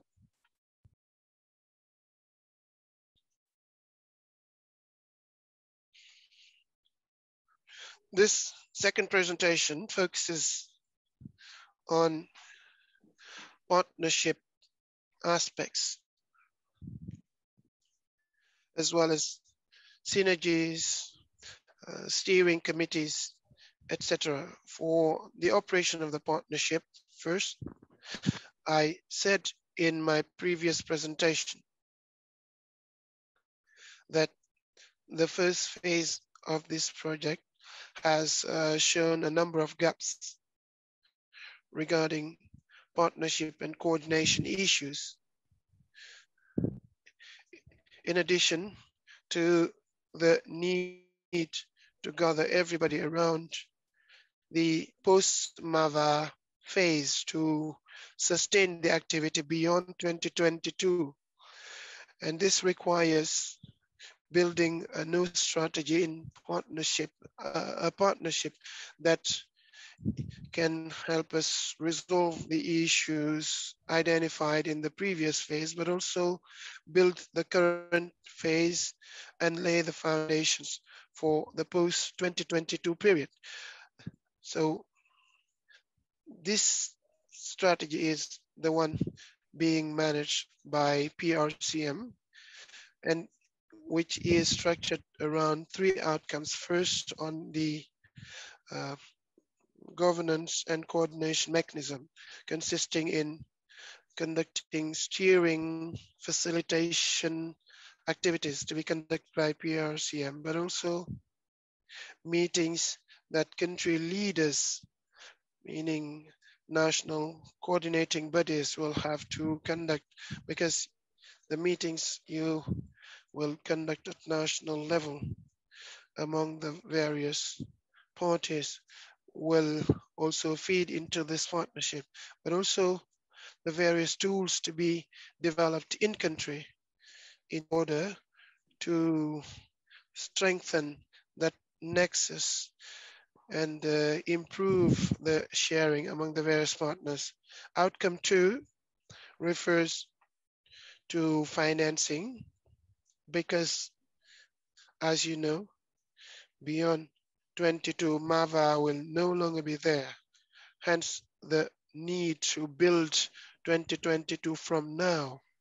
Therefore, it is important that we start connecting with potential donors and that we work on project concepts to be submitted to interested donors and start developing an action plan for 2023, 2020, and beyond 2023, 2027. It means that the post-2022 period is to be built now. Therefore, we need to start working now. Outcome 3, it is the leveraging of activities and outcomes, meaning all aspects relating to communication that we have to develop around our outcomes and activities. We need institutional communication thereon, organizing side events around regional and international meetings, such as the IUCN Congress and other international meetings. And next year, there will be here an oil stakeholder forum. We have already reserved a side event. It was scheduled this year, but due to COVID, it was postponed to next year. Furthermore, there is need to develop tools for advocacy, capitalization, and awareness building in all languages of the project, French, English, and Portuguese. Therefore, we need an operative partnership and a strong partnership, and we need to get involved.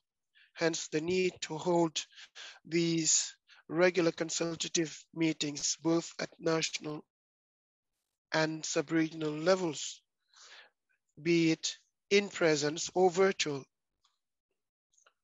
And then about synergies. The synergetic aspect is of paramount importance. Already that issue transpired from the MTE, that there was a lack of synergy among the partners. We have already seen that partners working on strategies were not well interacting, but also partners among the strategies of the project were not interacting either. Therefore, it seems there was a kind of abyss between among the partners while we are in the same project. Therefore, we need to work together. We need to communicate and cross-fertilize. Furthermore, we have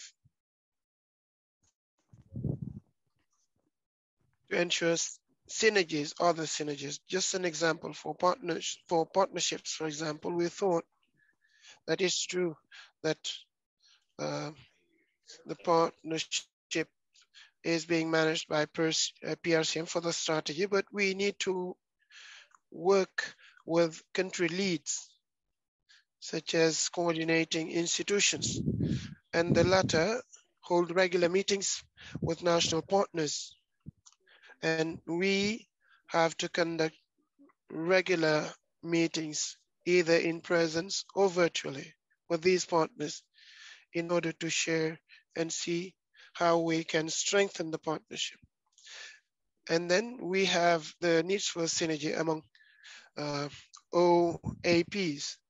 And I think MAVA is working on these synergetic issues, which are important because we have many OAPs and those are not isolated from the others. It is a whole set, and there are points of synergies among them. Therefore, our OAP4 can build synergies with OAP2, which is about humid areas and coastal areas, and OAP5 about the reduction of infrastructures on coastal ecosystems. Therefore, we have to create these synergies working with the various stakeholders of those OAP in order to create synergies. Because we're not in silos, we are parts of a whole. We need that cross-fertilization in order to arrive at conclusive outcomes. These were for synergetic issues. Therefore, in this phase of our project, it is of paramount importance that we build those synergies. Third point in this presentation, the steering committee. The steering committee, well, of course, we're going to discuss this. I think the proposal is as follows. We will have an extended steering committee because we will have only 2 before the end of the project before MAVA withdraws. Therefore, it would be useful that all country partners take part in this steering committee. Country partners mean all the partners who are conducting activities as part of the SPP, who are receiving resources and who are cited in the FPP. All these partners are part of the activity. Not only the leaders, all partners have to be members of that steering committee in addition to MAVA and PRCM. So it is an extended steering committee that we envision and on which we can discuss. In addition to the steering committee, there will be a coordinating committee.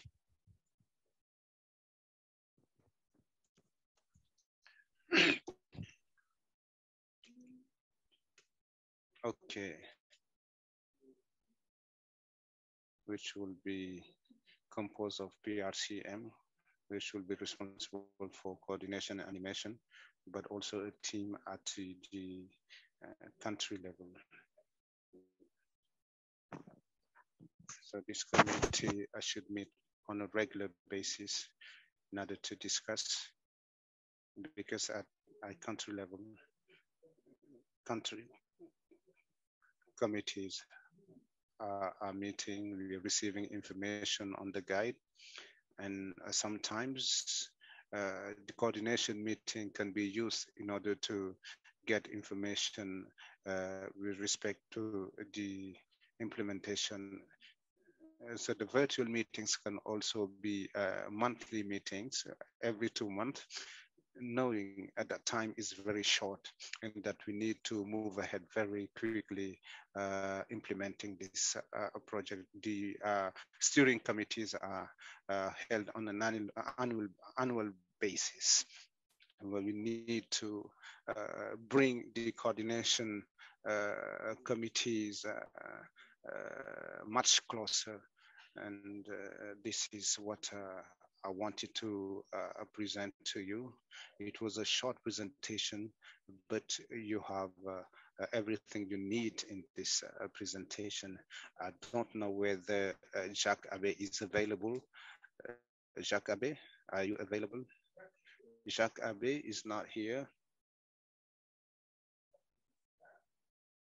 If Jacques Abbé is not here, maybe we'll open the floor, because we were behind schedule regarding the convention, Abidjan Convention. The idea was that the convention, the Abidjan Convention, as you know, in the previous phase, they had a strategy. So this time they are not here, but they are here at the same time because they can support the countries, especially the convention focal point, which have activities to implement. So the Abidjan Convention should support those countries. And it was advisable that the convention be here and say a few words on how to support countries in the ratification of the protocol, etc. But unfortunately, since they are not here, we are going to move ahead to the general discussions. We have questions on the first and second session. So, and afterwards, we'll make a summary of everything. Wage, over to you. Abdoulaye Wage, you have the floor.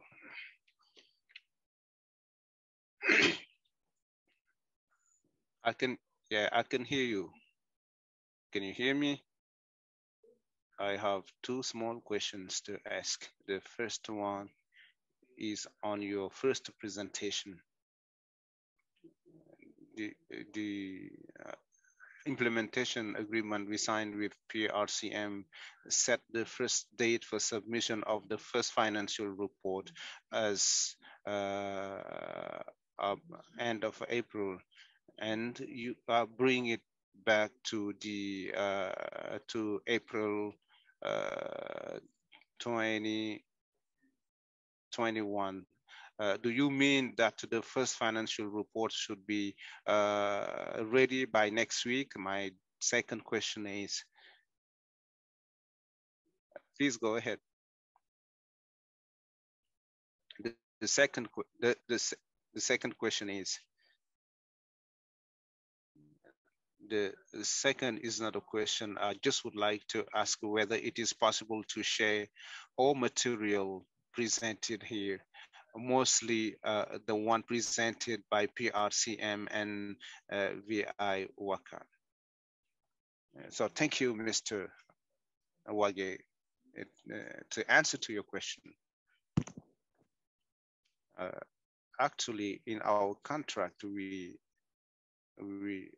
requested from partners to submit report in order for us to be able to report to MAVA, because in our contract with MAVA, we are bound to submit our reports by the end of April. So it's important that we receive your reports before that date, so that we can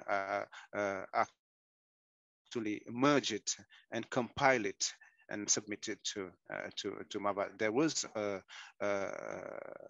table on monitoring and rapportage, and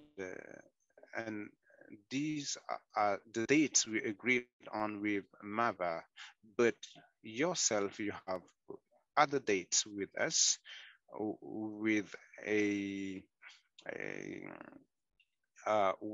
space of 2 weeks.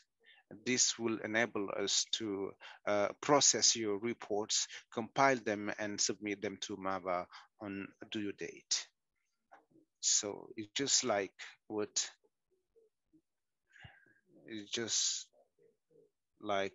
DEC does with its partners. So there is always a space of 15 to 10 days between the two reports. So regarding the documents anyway, we're going to share them all with you. Thank you. Any question or intervention?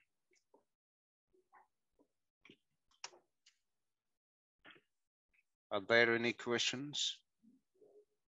I would like to ask for the floor. Professor, over to you. Thank you, Mr. Chair. You talked about issues pertaining to coordination and synergies, and this is where we're having problem in the field of research and knowledge, because the program we want to set up our sub-regional programs, and if we should actually have project on oil and gas, so we'll need to collect the views of all stakeholders.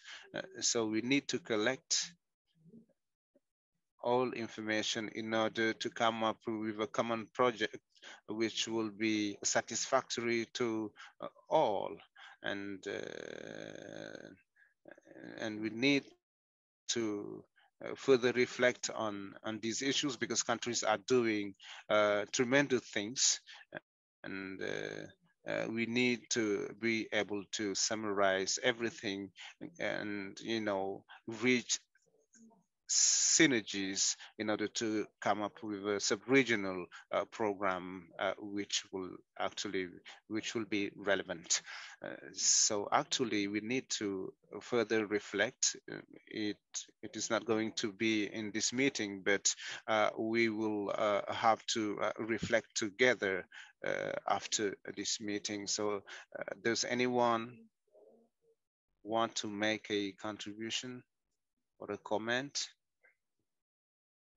I don't know whether Coordinator Tero is here. I would like to know, with respect to, you said you want to integrate new organization in the project. I don't understand how you want to go about doing that, given that you don't have resources. Yes, there are organizations that was targeted as part of project development, and for which resources are distributed. If you want to get other organization involved, I don't know how you're gonna do that. So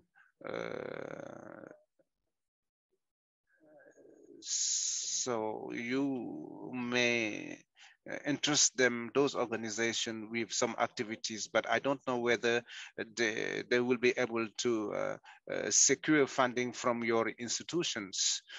So I know that there are a number of organizations that were identified and which are stakeholders in the project. Maybe you can associate whoever is important for you for the development of the activity. This is possible, but the problem is that the resources will be given to the organization that are targeted already. Maybe Salah may bring some clarification on that.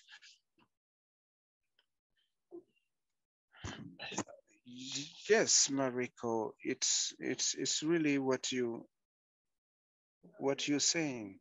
So the more partners we have, the better it is.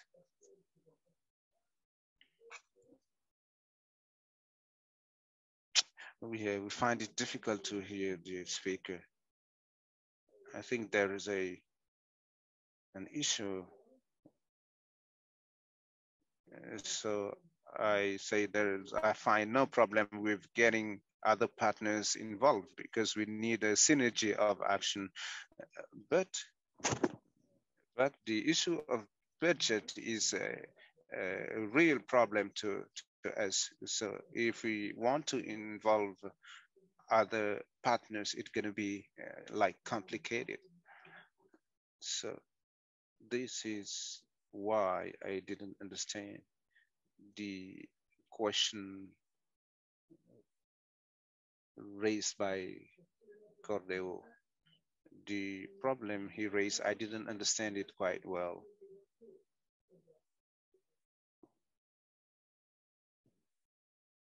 I think there are other new organizations that are interested in the project and that wanted to be integrated. But I think what is important is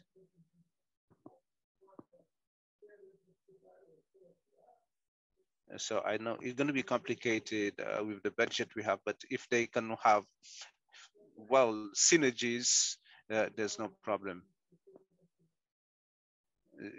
Yeah, this is why I say we need to think of co-funding, which is a possibility also. Cordero, you have the floor.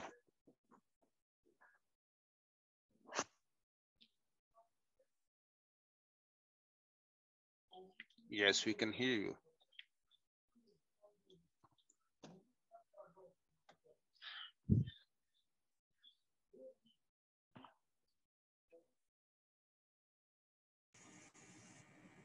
Il y a un problème avec la connexion. Il y a un problème. Et pour dire que c'est bien clair maintenant à mon niveau, nous pouvons impliquer d'autres partenaires qui seraient intéressés par notre projet. Cela va montrer une plus grande synergie.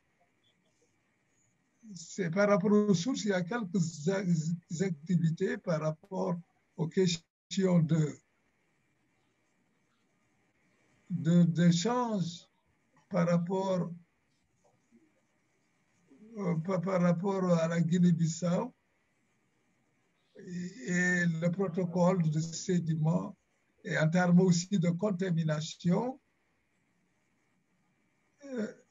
nous avons l'impression qu'il y a des ressources qui sont disponibles et qui sont gérées par des partenaires.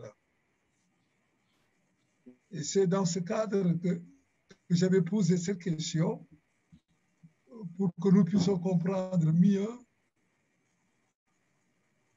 Nous avons une rubrique dont parle Salah au niveau de la Guinée-Bissau. Nous avons SIPA qui a comme compétence des questions de contamination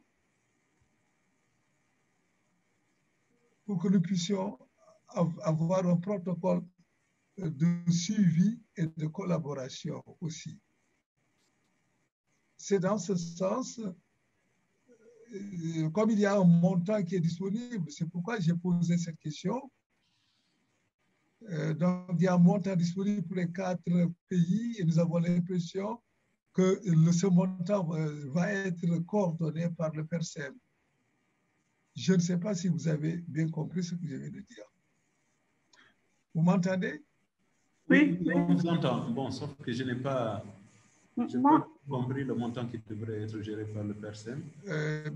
Ils disent que la procédure au montant va être géré par le PRCM. Qual est este montante?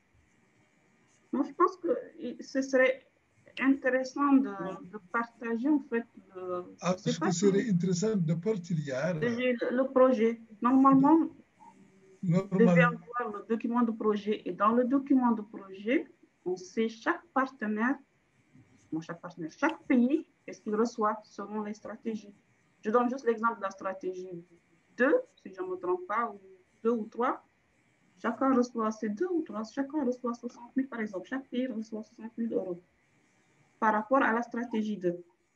Donc, je ne comprends pas quand Cordero dit qu'il y a une partie de l'argent.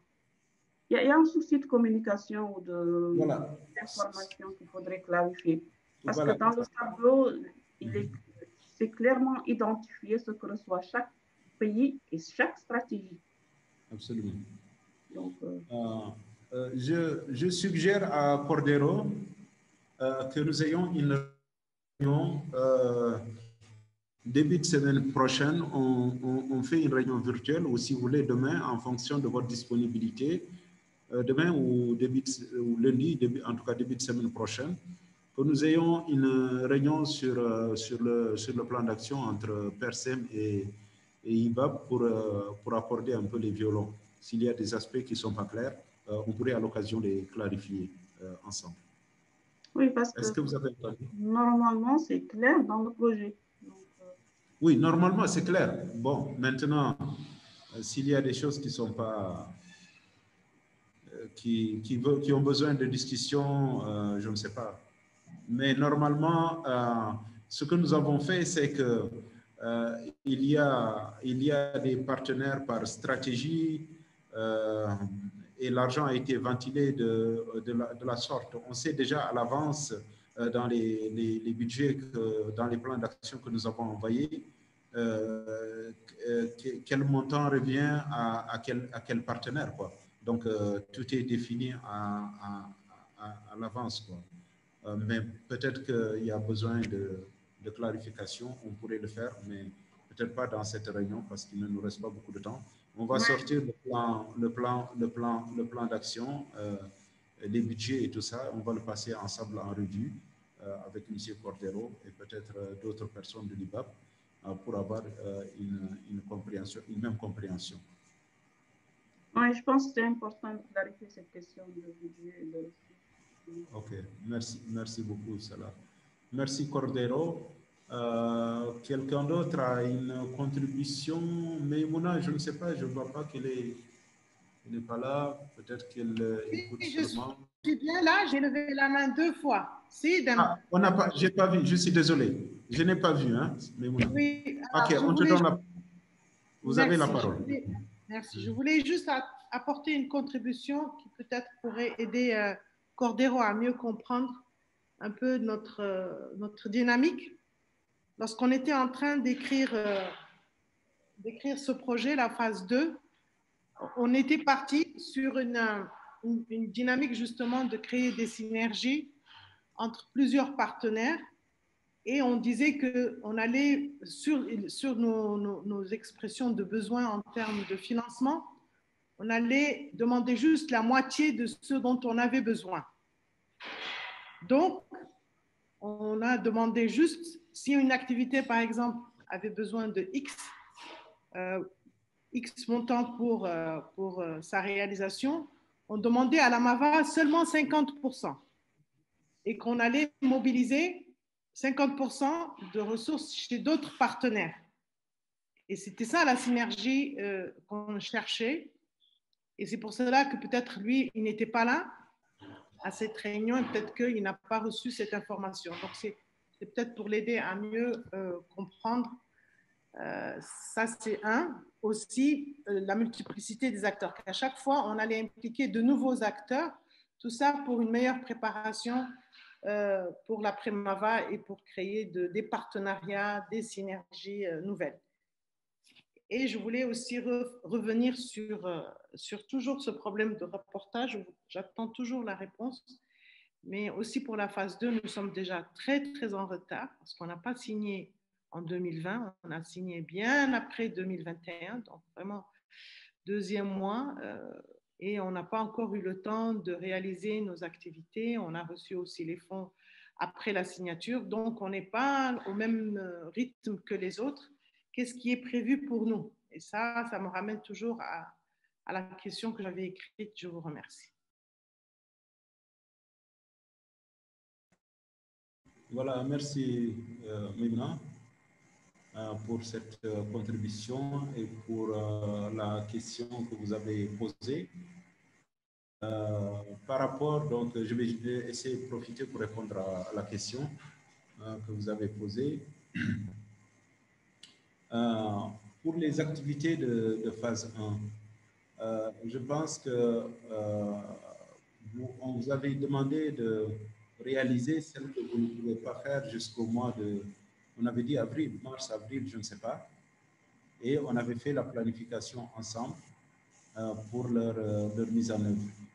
Mais j'avais compris que vous les aviez déjà réalisées. Ou est-ce que je me trompe?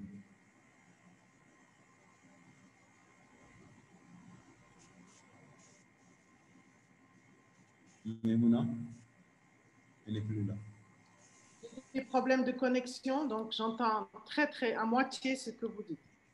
Ok, non, je disais que pour les activités de phase 1 que tu n'avais pas pu réaliser, on avait fait une replanification pour te permettre de les réaliser au début de cette année. Et je croyais que ça a été déjà fait.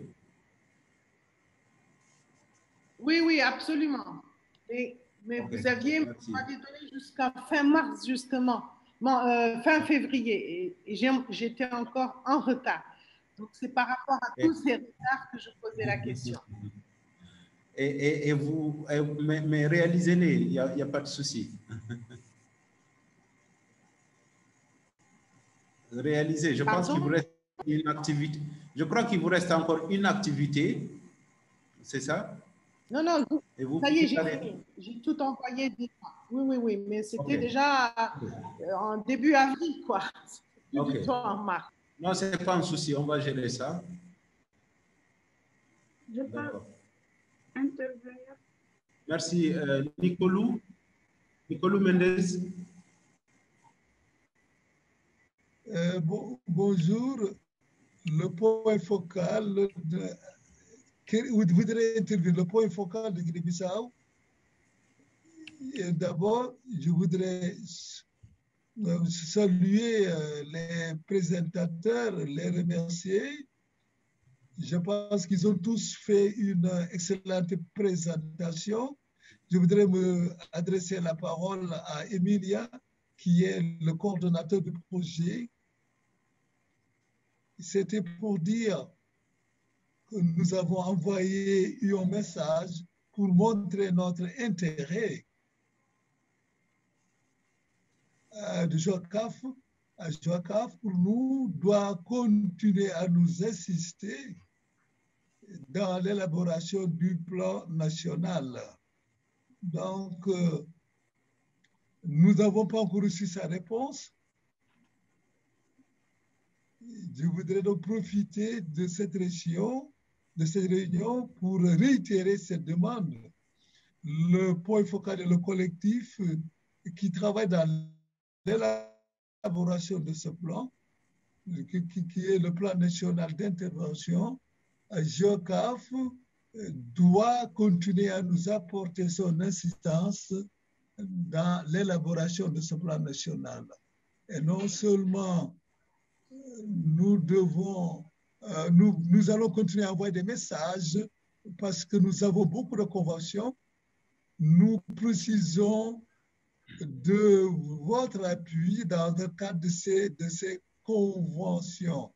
Il y a d'abord la Convention maritime internationale. Nous avons besoin de l'assistance de GEOCAF en termes de priorité. Nous voulons qu'elle intervienne dans le sens de nous donner des orientations en termes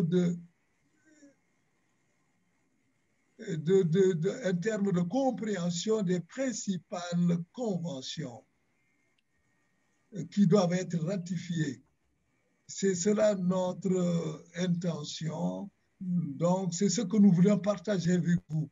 Donc, l'assistance dont nous avons besoin de la part de GEOCAF. Merci pour les présentations que vous avez faites.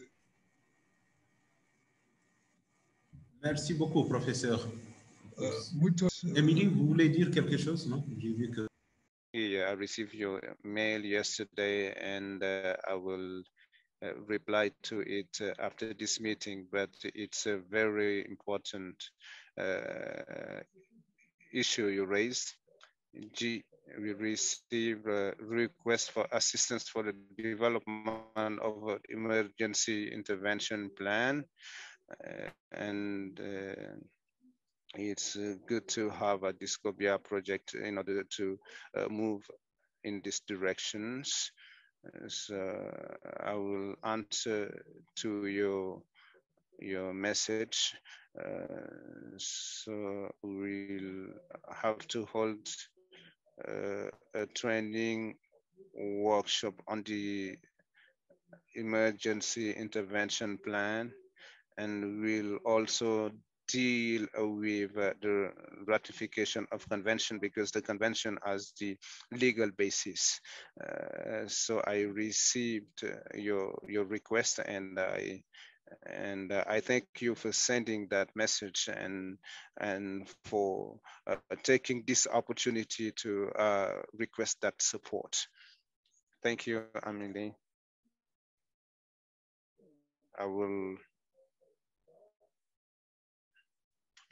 I made a proposal earlier.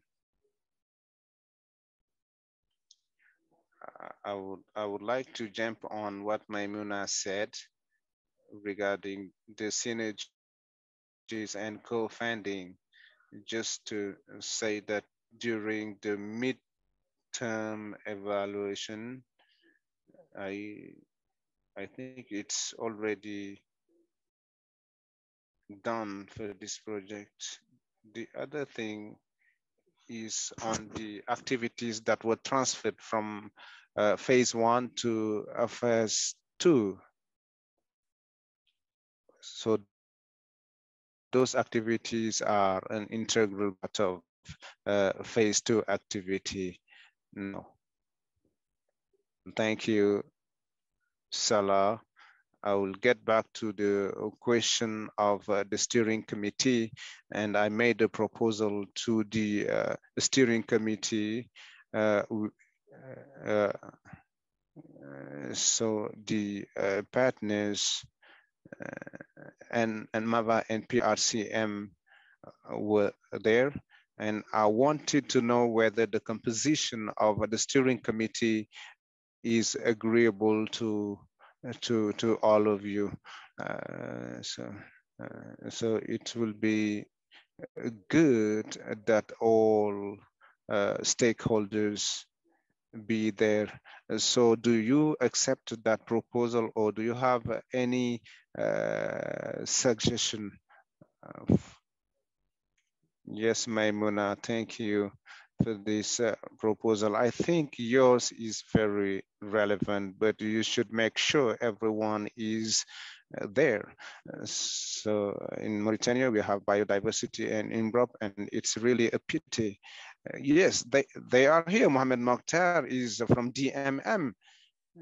So they are here. They haven't taken the floor, but they are here. They are just really watching, but they haven't taken the floor. So thank you for the good news then. Thank you. So is it okay if there is no more comment on this issue? Maliko, I suggest that we insist on bilateral issues.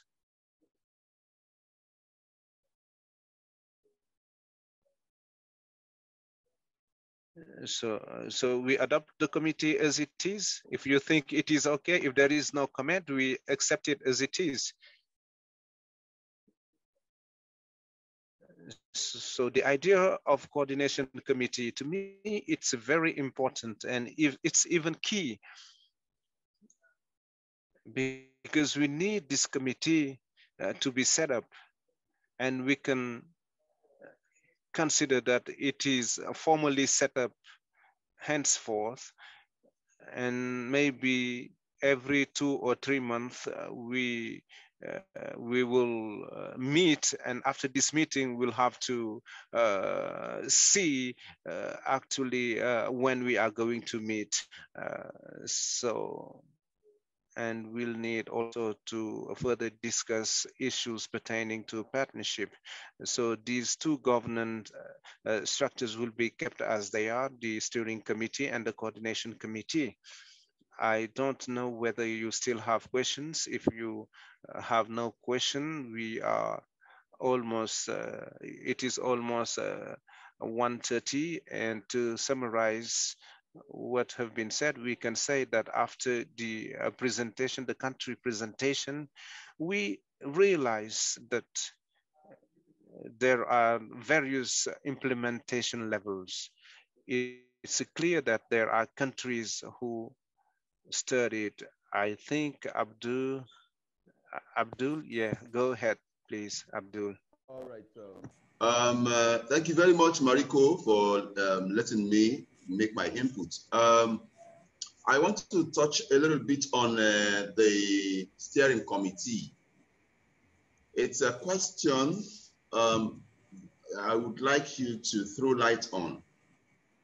What is the composition of the steering committee per country?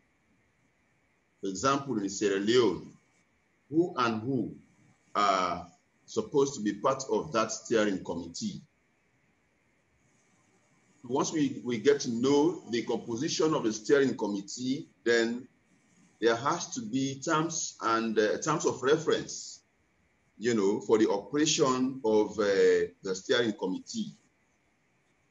So we need to get that into, we need to put that into perspective, such that every member of the steering committee knows the terms of reference, you know, for the operations of that steering committee. That's what I wanted to say. Thank you. Okay, merci beaucoup Abdul pour cette contribution. Et effectivement, il y aura des termes de référence pour aussi bien le comité de pilotage que le comité de coordination. Nous allons établir des termes de référence que nous partagerons avec vous. Pour la Sierra Leone, dans la FPP, si j'ai bonne mémoire, il y a EPA,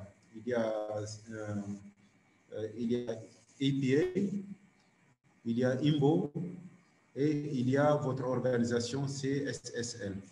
Je crois que c'est les 3 organisations que j'ai vues dans la FPP, sauf si je me trompe. mais je peux vérifier à nouveau. Donc, à mon avis, toutes les parties prenantes qui sont dans la FPP sont parties, font partie donc, du comité de pilotage. Je ne sais pas si j'ai répondu à votre question. Merci. Voilà. Merci. Donc, tout à fait. Merci beaucoup. Merci beaucoup. Voilà, donc je vais faire une petite synthèse et on va... To make a brief summary and then ask the PRCM director to conclude this meeting. I was saying that following the different presentations from the countries, it clearly transpires that not all countries are at the same level of implementation. Some are at their debuts of implementation, others are at the phase of contracting preparation. In my opinion, it would be important to speed up the process because, as you know, this phase is very short. We said 25 months, but in reality, we have less than 17 months left if we are still in contracting issues. This might heavily impact the implementation of activities. That's why I strongly encourage the countries who are still in delays or difficulties contracting to speed up the process to implementation. And then I think the presence of GWACAF in this strategy and emergency plan is very beneficial. I think after this meeting, PRCM will be available to facilitate bilateral meetings for support, both with GWACAF and the Abidjan Convention for additional issues and emergency planning. So PRCM is ready to facilitate bilateral meetings between partners and these organizations. In addition, I would like to encourage us all to work strenuously at implementation. I think maybe, and I also strongly encourage countries, if you have difficulties as part of understanding implementation, as the case raised by Guinea-Bissau, PRCM is ready to conduct bilateral meetings with you to facilitate understanding and help you move quickly in the implementation of the project. That being said, I'm going to ask the director of PRCM if he is here, Ahmed. Ahmed, are you with us? Yes.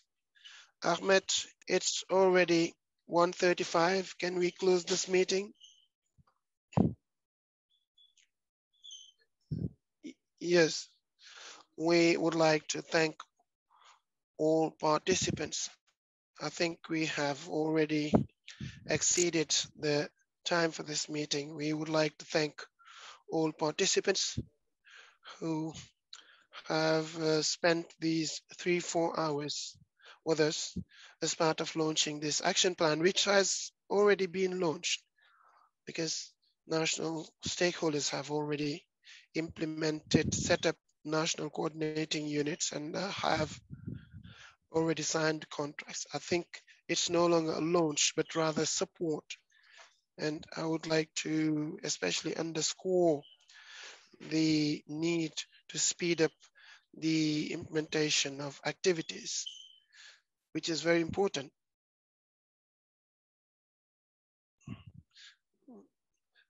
Because as I said, we won't have any time beyond October 2022.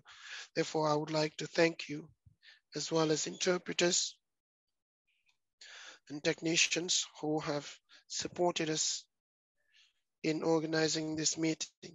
And it is my hope that our next meeting will be in presence so that we can meet all together as part of a physical meeting. Thank you. Thank you, Mr. Director. And a great thanks to technicians who have worked strenuously to ensure the best conditions. It was not easy at the beginning, but I think that they did their level best. Thank you, interpreters also. And there are journalists who are here. I apologize, Africa 24, they have been discreet, not asking questions, but I think we are at the end of our meeting. And I thank all participants, all partners, and all those who took time to grace this meeting with their presence. I thank you, and I hope we will see again. We'll meet again soon. Thank you.